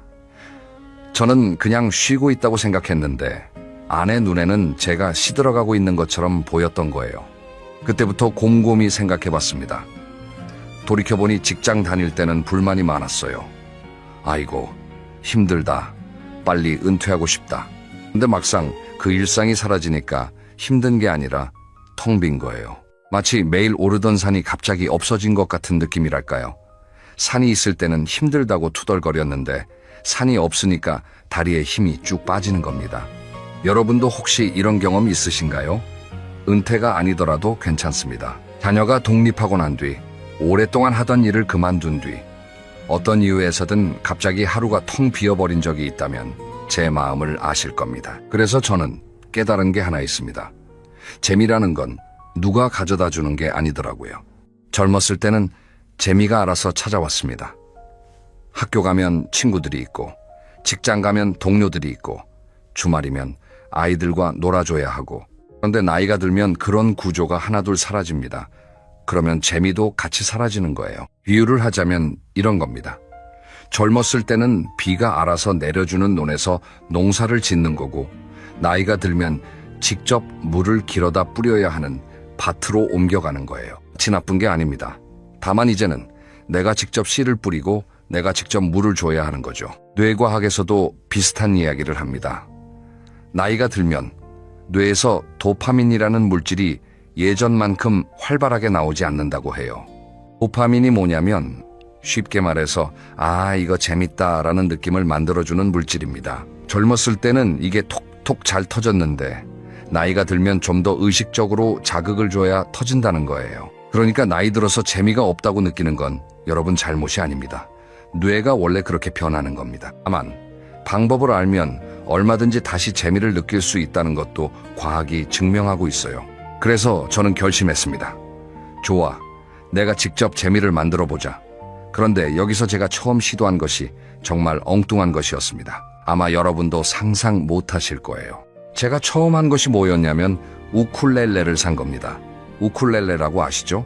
기타처럼 생겼는데 좀 더 작고 줄이 4개인 그 악기요. 왜 하필 우쿨렐레였냐고요. 솔직히 말하면 그냥 인터넷에서 중년 취미 추천이라고 검색했더니 나온 겁니다. 기타는 줄이 6개라 어려울 것 같고 피아노는 집에 놓을 데가 없고, 그런데 우쿨렐레는 작으니까 들고 다니기 편하고 줄도 4개밖에 안 되니까 쉬울 것 같았어요. 그래서 인터넷으로 하나 주문했습니다. 가격이 3만 원도 안 했어요. 배송 오는데 2일 걸렸는데 그 2일 동안 얼마나 설렜는지 모릅니다. 마치 어렸을 때 소풍 전날 밤 같은 느낌이랄까요. 박스를 열고 우쿨렐레를 꺼내 들었을 때 손에 쥔 느낌이 참 좋았습니다. 가볍고 아담하고. 그래서 유튜브에서 초보 강의를 찾아서 따라 해봤는데 이게 웬걸 세상에 손가락이 안 움직이는 겁니다. 젊은 사람들은 뚝딱뚝딱 코드를 잡던데 저는 손가락 하나 옮기는데 10초가 걸리는 거예요. 줄을 누르면 손가락 끝이 아프고 소리는 퉁퉁거리고 영상에서는 자, 이제 이 코드를 잡으면 됩니다. 하는데 저는 그 코드 하나를 잡는데 30분이 걸리고 솔직히 이 1차에 포기하고 싶었습니다. 이 나이에 내가 이걸 왜 하고 있나 바보 같다는 생각도 들었고요. 그런데 말이에요. 4일차, 5일차가 되니까 신기한 일이 벌어졌습니다. 분명히 어제보다 손가락이 조금 더 빨리 움직이는 게 느껴지는 거예요. 일주일이 지나니까 코드 2개를 연결해서 칠 수 있게 됐고 이 주일이 지나니까 아주 느리지만 한 곡의 일부분을 연주할 수 있게 됐습니다. 그 느낌이 어떤 거냐면 마치 오랫동안 잠겨있던 녹슨 자물쇠가 끼익 하고 열리는 것 같은 거였어요. 아, 나도 아직 뭔가 새로운 걸 배울 수 있구나. 이 깨달음이 정말 짜릿했습니다. 석 달이 지나고 저는 드디어 첫 곡을 처음부터 끝까지 완주했습니다. 무슨 대단한 곡이 아니에요. 생일 축하합니다. 생일 축하합니다. 였습니다. 그런데 그 단순한 곡을 끝까지 쳤을 때 눈물이 날 뻔했습니다. 과장이 아닙니다. 정말로 목이 메었어요. 55살에 태어나서 처음으로 악기 한 곡을 연주한 거니까요. 아내한테 들려줬더니 아내가 박수를 쳐주면서 웃더라고요. 그 웃음이 몇 달 전에 당신 눈에 빛이 없다고 하던 그 사람의 웃음이 저한테는 세상 어떤 박수보다 큰 선물이었습니다. 여기서 제가 깨달은 게 있어요. 나이가 들면 뭔가에 서툴러지는 게 부끄러운 일이라고 생각하잖아요. 이 나이에 무슨 초보냐, 창피하게. 그런데 사실은 정반대입니다. 초보로 돌아가는 경험이 뇌를 가장 젊게 만든다고 해요. 왜냐하면 새로운 것을 배울 때 뇌에 새로운 신경 연결이 만들어지기 때문입니다. 쉽게 말하면 뇌에 새 길이 뚫리는 거예요. 나이가 들수록 익숙한 길만 반복해서 다니잖아요. 매일 같은 길로 출근하고 같은 메뉴를 먹고 같은 프로그램을 보고 그러면 뇌도 같은 길만 다니니까 다른 길은 점점 풀이 우거지고 좁아지는 겁니다. 그런데 새로운 것을 배우면 그 우거진 풀을 헤치고 새 길을 내는 거예요. 그게 서투른 초보의 힘입니다. 어린아이가 처음 자전거를 배울 때를 떠올려 보세요. 넘어지고 울고 다시 타고 또 넘어지고 그런데 결국 한 번 쭉 갔을 때 그 아이의 표정을 기억하시죠? 세상을 다 가진 것 같은 환한 웃음. 우리도 그 웃음을 다시 지을 수 있습니다. 나이가 몇 살이든 상관없어요. 서툰 것을 시작할 용기만 있으면 됩니다. 그래서 지금 여러분께 하나 제안 드리고 싶은 게 있어요. 오늘 이 이야기를 다 들으신 다음에 종이 한 장을 꺼내서 이렇게 적어보세요. 해보고 싶었는데 아직 안 해본 것 3가지. 뭐든 좋습니다. 그림 그리기, 요리, 낚시, 서예, 탁구, 뜨개질. 뭐든 괜찮아요. 적어놓기만 하세요. 적어놓으면 신기하게도 마음이 그쪽으로 움직이기 시작합니다. 혹시 지금 머릿속에 떠오르는 게 있으신가요? 해보고 싶었지만 이 나이에 무슨 하고 포기했던 것 분명히 하나쯤은 있을 겁니다. 그걸 포기하지 마세요. 바로 그게 여러분의 우쿨렐레입니다. 꼭 악기가 아니어도 됩니다. 중요한 건 서툴러도 시작하는 겁니다. 자, 그런데 말이에요. 우쿨렐레를 치면서 깨달은 게 하나 더 있었습니다. 혼자 치니까 금방 지루해지더라고요. 처음에는 혼자서도 재밌었는데 한두 달 지나니까 뭔가 허전한 겁니다. 그래서 제가 다음으로 한 일이 사람을 만나는 것이었습니다. 솔직히 고백하자면 저는 원래 사교적인 사람이 아니었습니다. 직장 다닐 때야 어쩔 수 없이 사람들을 만났지만 퇴직하고 나니까 연락하는 사람이 급격히 줄었어요. 처음에는 편했습니다. 아, 이제 술자리 안 가도 되고 눈치 안 봐도 되고. 그런데 시간이 지나니까 그게 편한 게 아니라 외로운 거였어요. 전화기를 열어봐도 카톡 메시지가 택배 알림밖에 없는 날이 많아졌고 밥을 먹어도 아내하고 둘이서 조용히 먹기만 하니까 대화도 점점 줄어들었습니다. 그러던 어느 날 동네 도서관 앞을 지나가다가 게시판에 붙은 종이 하나를 봤습니다. 독서 모임 회원 모집. 매주 목요일 오후 2시. 누구나 환영. 솔직히 처음에는 그냥 지나쳤어요. 독서 모임이라니 좀 딱딱할 것 같기도 하고 모르는 사람들 앞에서 책 이야기를 하는 게 어색할 것 같기도 하고 그런데 집에 와서 소파에 앉아 있는데 그 종이가 자꾸 떠오르는 거예요. 결국 다음 주 목요일에 도서관에 갔습니다. 문을 열고 들어갔더니 테이블에 5-6명이 앉아 있었습니다. 다들 저와 비슷한 나이대였어요. 약간 어색한 공기가 흘렀는데 진행하시는 분이 "오, 새로운 분이 오셨네요. 환영합니다." 하면서 자리를 안내해 주셨어요. 그날 이야기한 책이 뭐였는지는 사실 잘 기억이 안 납니다. 그런데 그 사람들과 나누었던 대화의 온도는 아직도 생생해요. 한 분이 이렇게 말씀하셨어요.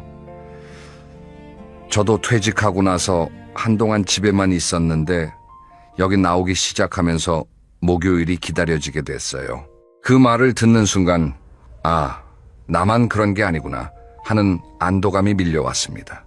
우리는 모두 비슷한 외로움을 안고 있었던 거예요. 다만 아무도 먼저 말하지 않았을 뿐이죠. 그 뒤로 저는 매주 목요일 오후 2시에 빠지지 않고 도서관에 갔습니다. 모임이 끝나면 근처 카페에서 두세 분과 커피를 마시며 이런저런 이야기를 나눴어요. 책 이야기도 하지만 자식 이야기, 건강 이야기, 어렸을 때 추억 이야기, 별의별 이야기를 다 했습니다. 그 시간이 제게는 일주일 중 가장 따뜻한 시간이 됐어요. 매주 커피 한 잔, 이야기 한 시간. 이게 전부였는데 제 삶이 확 달라졌습니다. 하버드 대학교에서 80년 넘게 진행한 아주 유명한 연구가 있습니다. 성인 발달 연구라고 하는데요. 이 연구에서 밝혀낸 행복의 가장 큰 비결이 뭐였는지 아세요? 돈도 아니고 명예도 아니고 건강도 아니었습니다. 바로 좋은 인간관계였어요. 특히 나이가 들수록 관계의 질이 중요해진다고 합니다. 친구가 100명이 아니라 마음을 나눌 수 있는 사람이 단 한두 명만 있어도 그 사람의 행복도와 건강이 확연히 달라진다는 거예요. 저는 이걸 이렇게 비유하고 싶습니다. 인간관계는 화분과 같다고요. 화분에 물을 안 주면 어떻게 되죠? 잎이 시들고 결국 말라버립니다. 그런데 매일 물을 줄 필요는 없어요. 적절한 주기로 정성을 담아서 물을 주면 꽃이 핍니다. 관계도 마찬가지입니다. 매일 연락할 필요 없어요. 일주일에 한 번, 한 달에 한 번이라도 진심을 담아서 만나거나 전화하면 그 관계는 살아있는 겁니다. 그런데 여기서 중요한 게 있어요. 양보다 질입니다. 카톡으로 안부 문자 100번 보내는 것보다 직접 만나서 커피 한 잔 마시며 1시간 깊이 이야기 나누는 게 훨씬 낫습니다. 눈을 마주치고 목소리를 듣고 함께 웃는 그 경험이 관계의 진짜 영양분이거든요. 혹시 지금 떠오르는 사람이 있으신가요? 한동안 연락을 못했는데 마음에 걸리는 친구, 예전에는 자주 만났는데 어느새 소원해진 형제. 오늘 이 이야기를 듣고 나서 그 사람에게 전화 한 통 해보시는 건 어떨까요? "야, 오랜만이다. 커피 한잔 하자." 이 한마디면 충분합니다. 그런데 관계만 잘 챙기면 정말 충분할까요? 저는 한 가지가 더 필요했습니다. 사람을 만나고 취미도 생겼는데 어느 순간 몸이 따라주지 않는 걸 느꼈기 때문입니다. 제가 50대 후반에 접어들면서 가장 많이 들은 말이 있어요. 운동해야 한다.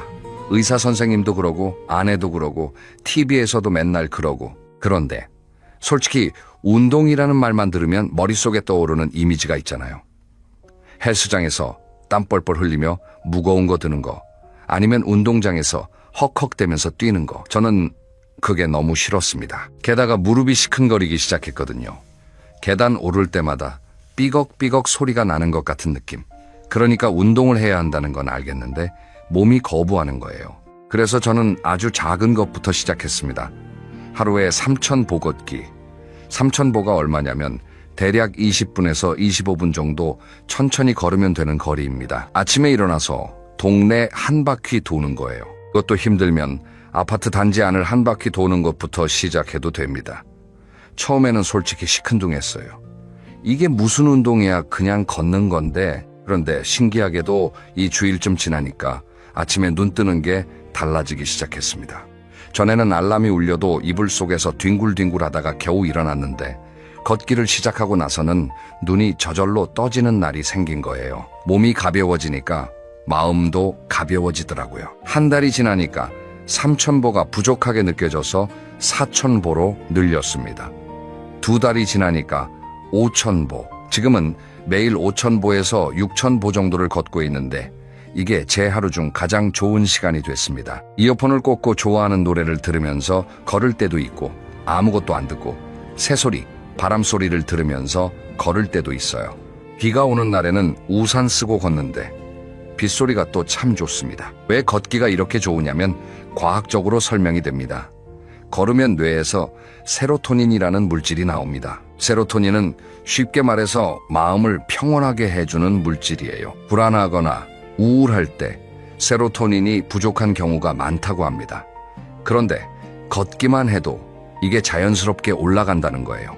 약을 먹는 게 아니라 그냥 걷기만 하면 되는 겁니다. 거기다가 아까 이야기한 도파민도 걸을 때 같이 나옵니다.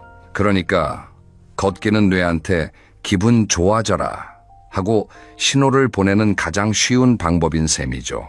그런데 여기서 제가 강조하고 싶은 건 이겁니다. 운동이라고 하면 뭔가 대단한 걸 해야 할 것 같잖아요. 헬스장 등록하고 운동복 사고 트레이너 붙이고 아닙니다. 그냥 편한 신발 신고 밖에 나가서 걸으면 돼요. 비가 오면 집안에서 거실을 왔다 갔다 해도 됩니다. 좋아하는 노래 3곡만 틀어놓고 노래가 끝날 때까지 걸어보세요. 노래 3곡이면 대략 10분에서 15분이거든요. 이것만으로도 충분합니다. 또 하나 알려드리고 싶은 게 있어요. 아침에 일어나서 스트레칭을 10분만 하면 하루가 완전히 달라집니다. 저도 처음에는 귀찮아서 안 했는데 한번 시작하니까 안 하면 오히려 불편해지더라고요. 이불 위에서 팔다리 쭉 펴고 목 돌리고 허리 천천히 틀어주고 이거 10분이면 끝납니다. 그런데 이 10분이 하루의 질을 확 바꿔놓습니다. 마치 자동차 시동 걸기 전에 워밍업 하는 것과 같아요. 워밍업 없이 바로 출발하면 엔진에 무리가 가잖아요. 우리 몸도 마찬가지입니다. 여러분의 하루 중 가장 몸이 가벼운 시간은 언제인가요? 아침에 일어났을 때, 점심 먹고 나서, 저녁 산책할 때 사람마다 다릅니다. 바로 그 시간이 여러분에게 맞는 움직임의 황금 시간이에요. 그 시간에 딱 20분만, 아니 10분만이라도 몸을 움직여 보세요. 격한 운동이 아니라 즐거운 움직임. 이게 핵심입니다. 몸이 먼저 웃어야 마음도 따라서 웃게 됩니다. 자, 이제 5번째 이야기입니다. 이건 제가 가장 어렵게 배운 것이기도 해요. 퇴직하고 나서 시간이 넘쳤다고 했잖아요. 그런데 이상한 거예요. 시간은 많은데 하루가 자꾸 허무하게 끝나는 겁니다. 아침에 눈을 떠서 오늘 뭐 하지? 하다가 어영부영 오전이 가고 밥 먹고 TV 보다가 오후가 가고 또 밥 먹고 좀 있다가 자는 거예요. 분명히 하루가 24시간인데 돌이켜보면 뭘 했는지 모르겠는 그런 날이 반복됐습니다. 직장 다닐 때는 시간이 부족했어요. 할 일이 쌓여 있으니까 매 시간이 빠듯했고 그래서 오히려 오늘도 바빴다 하는 충실감이 있었거든요. 그런데 아무 계획 없이 자유만 주어지니까 그게 자유가 아니라 공허함이 되더라고요. 그래서 제가 한 것이 하루에 딱 30분짜리 나만의 시간표를 만든 겁니다. 전체 하루를 촘촘히 짜는 게 아니에요. 딱 핵심 30분만 정해놓는 겁니다. 예를 들어 아침에 일어나서 첫 30분을 제가 황금 30분이라고 이름 붙였어요. 이 30분 동안 제가 하는 일은 간단합니다. 먼저 스트레칭 10분, 그 다음 따뜻한 물 한 잔 마시면서 창밖을 바라보기 5분, 그리고 오늘 하루 하고 싶은 것 딱 3가지를 수첩에 적기 15분. 이게 전부예요. 이 30분이 끝나면 하루가 틀이 잡힙니다. 마치 빈 캔버스에 연필로 가볍게 밑그림을 그리는 것과 같아요. 밑그림이 있으면 색칠하기가 훨씬 자유로워지잖아요. 아무것도 없는 하얀 캔버스 앞에 서면 오히려 막막하고요. 이 3가지를 적을 때 규칙이 있습니다. 대단한 걸 적지 않는다는 거예요. 오늘 동네 한 바퀴 걷기, 오후에 우쿨렐레 20분 연습하기, 저녁에 감사한 일 3줄 쓰기, 이 정도면 충분합니다. 중요한 건 달성 가능한 작은 목표를 적는 거예요. 그래야 하루가 끝났을 때 오늘 3개 다 했네 하는 성취감이 생기거든요. 특히 감사한 일 3줄 쓰기는 정말 강력한 습관입니다. 처음에는 뭘 쓸지 모르겠더라고요. 감사할 일이 뭐가 있나 매일 똑같은 하루인데 그래서 아주 작은 것부터 적었습니다. 오늘 날씨가 맑아서 감사하다. 점심에 먹은 된장찌개가 맛있어서 감사하다. 아내가 과일을 깎아줘서 감사하다. 이런 거요. 그런데 신기하게도 이걸 한 달쯤 하니까 눈이 달라졌어요. 전에는 안 보이던 것들이 보이기 시작하는 거예요. 엘리베이터에서 이웃이 인사해준 것, 산책길에 핀 꽃 한 송이, 오랜만에 온 친구의 문자, 이런 것들이 하나하나 눈에 들어오면서 하루가 풍성해지는 느낌이었습니다. 그리고 오후에는 제가 재미 블록이라고 이름 붙인 시간을 넣었어요. 오후 2시부터 3시까지 딱 1시간. 이 시간에는 순전히 내가 좋아하는 것만 합니다. 우쿨렐레를 칠 때도 있고, 책을 읽을 때도 있고, 요리를 할 때도 있어요. 어떤 날은 그냥 커피를 내려서 마시면서 창밖을 바라보기만 할 때도 있습니다. 중요한 건 이 시간만큼은 해야 할 일이 아니라 하고 싶은 일을 하는 거예요. 이렇게 아침에 황금 30분, 오후에 재미 블록 1시간, 저녁에 감사 3줄. 하루에 딱 이 3가지 구조만 잡아놨는데 제 하루가 완전히 달라졌습니다. 나머지 시간은 자유롭게 보내도 전혀 허무하지 않아요. 왜냐하면 뼈대가 있으니까요. 옷도 옷걸이에 걸어야 모양이 나잖아요. 하루도 마찬가지입니다. 작은 뼈대 몇 개만 있으면 나머지는 자연스럽게 채워집니다. 이런 변화를 석 달쯤 이어가니까 예상치 못한 선물이 찾아왔습니다. 뭐냐고요? 제가 달라지니까 주변이 달라지기 시작한 거예요. 이 이야기는 6번째, 마지막 이야기에서 해드리겠습니다. 어느 날 독서 모임에서 한 분이 이런 이야기를 꺼냈습니다. 동네 초등학교에서 방과 후 교실 봉사자를 찾고 있대요. 아이들한테 뭐든 가르쳐주면 된다는데 관심 있으신 분? 다른 분들은 고개를 갸웃거렸는데 저는 순간 가슴이 뛰었습니다. 이유는 모르겠어요. 그냥 뭔가 끌렸습니다. 다음 주에 학교에 찾아갔더니 담당 선생님이 반갑게 맞아주셨어요. 어르신, 혹시 아이들에게 해주실 수 있는 거 있으세요? 저는 잠깐 생각하다가 이렇게 말했습니다. 옛날 이야기 해줘도 될까요? 선생님이 웃으면서 그거 좋죠 하셨어요. 그래서 매주 수요일 오후 3시에 아이들 앞에 앉아서 이야기를 들려주기 시작했습니다. 제가 어렸을 때 할머니한테 들었던 이야기들이요. 해와 달이 된 오누이, 흥부와 놀부, 호랑이와 곶감, 이런 이야기를 제 나름대로 재미있게 각색해서 들려줬어요. 처음에는 좀 어색했는데 아이들이 눈을 동그랗게 뜨고 듣는 거예요. 할아버지, 그래서요? 그 다음에요? 하면서 몸을 앞으로 기울이고 그 눈빛을 보는 순간 제 안에서 뭔가가 확 피어오르는 걸 느꼈습니다. 이걸 뭐라고 표현해야 할까요? 뿌듯함? 보람? 아니, 그것보다 더 뜨거운 것. 마치 오랫동안 꺼져 있던 난로에 다시 불이 붙는 것 같은 느낌이었습니다. 아, 내가 누군가에게 무언가를 줄 수 있구나. 내 경험이, 내 이야기가 이 아이들에게는 새롭고 신나는 세계가 되는구나. 한 번은 이야기가 끝난 뒤에 한 아이가 저한테 종이를 접어서 줬어요. 열어보니까 삐뚤빼뚤한 글씨로 할아버지 감사합니다. 다음에도 이야기해 주세요 라고 적혀 있었습니다. 그 종이를 아직도 지갑에 넣고 다닙니다. 힘든 날에 꺼내보면 힘이 나거든요. 여기서 제가 발견한 게 있어요. 처음에 저는 재미를 받는 것이라고 생각했습니다. 무언가 재밌는 걸 찾아서 내가 즐기는 것, 취미도 그렇고 여행도 그렇고 맛있는 것 먹는 것도 그렇고 물론 이것들도 중요합니다. 그런데 진짜 깊은 재미, 오래가는 재미는 주는 것에서 오더라고요. 내가 가진 것을 나누는 기쁨, 그게 시간이든 이야기든 경험이든 따뜻한 한마디든 무언가를 줄 때 느끼는 충만감은 받을 때와는 질적으로 다릅니다. 비유하자면 이런 거예요. 받는 재미는 사탕 같아서 달콤하지만 금방 녹아요. 주는 재미는 씨앗 같아서 심으면 계속 자라납니다. 화학에서도 이걸 뒷받침하는 연구가 있어요. 남을 돕는 행동을 할 때 뇌에서 옥시토신이라는 호르몬이 나오는데 이 옥시토신이 행복감과 유대감을 높여준다고 합니다. 쉽게 말하면 남을 도우면 내 뇌가 이거 참 좋은 일이다 라고 반응하면서 기분이 좋아지는 겁니다. 착한 일을 해서 착해지는 게 아니라 우리 뇌가 원래 그렇게 설계되어 있다는 거죠. 참 신비로운 일이 아닌가요? 꼭 봉사활동이 아니어도 됩니다. 방법은 다양해요. 내가 잘하는 분야가 있으면 동네 주민센터에서 강의를 해볼 수도 있고요. 블로그에 내 경험담을 적어서 올릴 수도 있습니다. 손주에게 편지를 쓰는 것도 좋은 방법이에요. 요즘 아이들은 손편지를 잘 안 받으니까 오히려 더 감동하더라고요. 동네에서 누가 도움이 필요할 때 기꺼이 나서는 것, 이것만으로도 충분합니다. 여러분이 살아온 이야기 중에 누군가에게 꼭 들려주고 싶은 한 가지가 있으신가요? 분명히 있을 겁니다. 그 이야기는 여러분만 할 수 있는 이야기입니다. 세상 누구도 대신할 수 없어요. 나이테가 깊은 나무일수록 그늘이 넓잖아요. 여러분의 경험이 바로 그 그늘입니다. 누군가는 지금 그 그늘이 필요합니다. 자, 이제 오늘의 이야기를 정리해 볼게요. 6가지를 하나씩 되짚어 보겠습니다. 첫째, 재미는 알아서 찾아오지 않는다는 걸 기억하세요. 나이가 들면 내가 직접 씨를 뿌려야 합니다. 둘째, 서툴러도 괜찮으니까 새로운 것을 시작하세요. 초보의 떨림이 뇌를 가장 젊게 만들어줍니다. 셋째, 사람을 만나세요.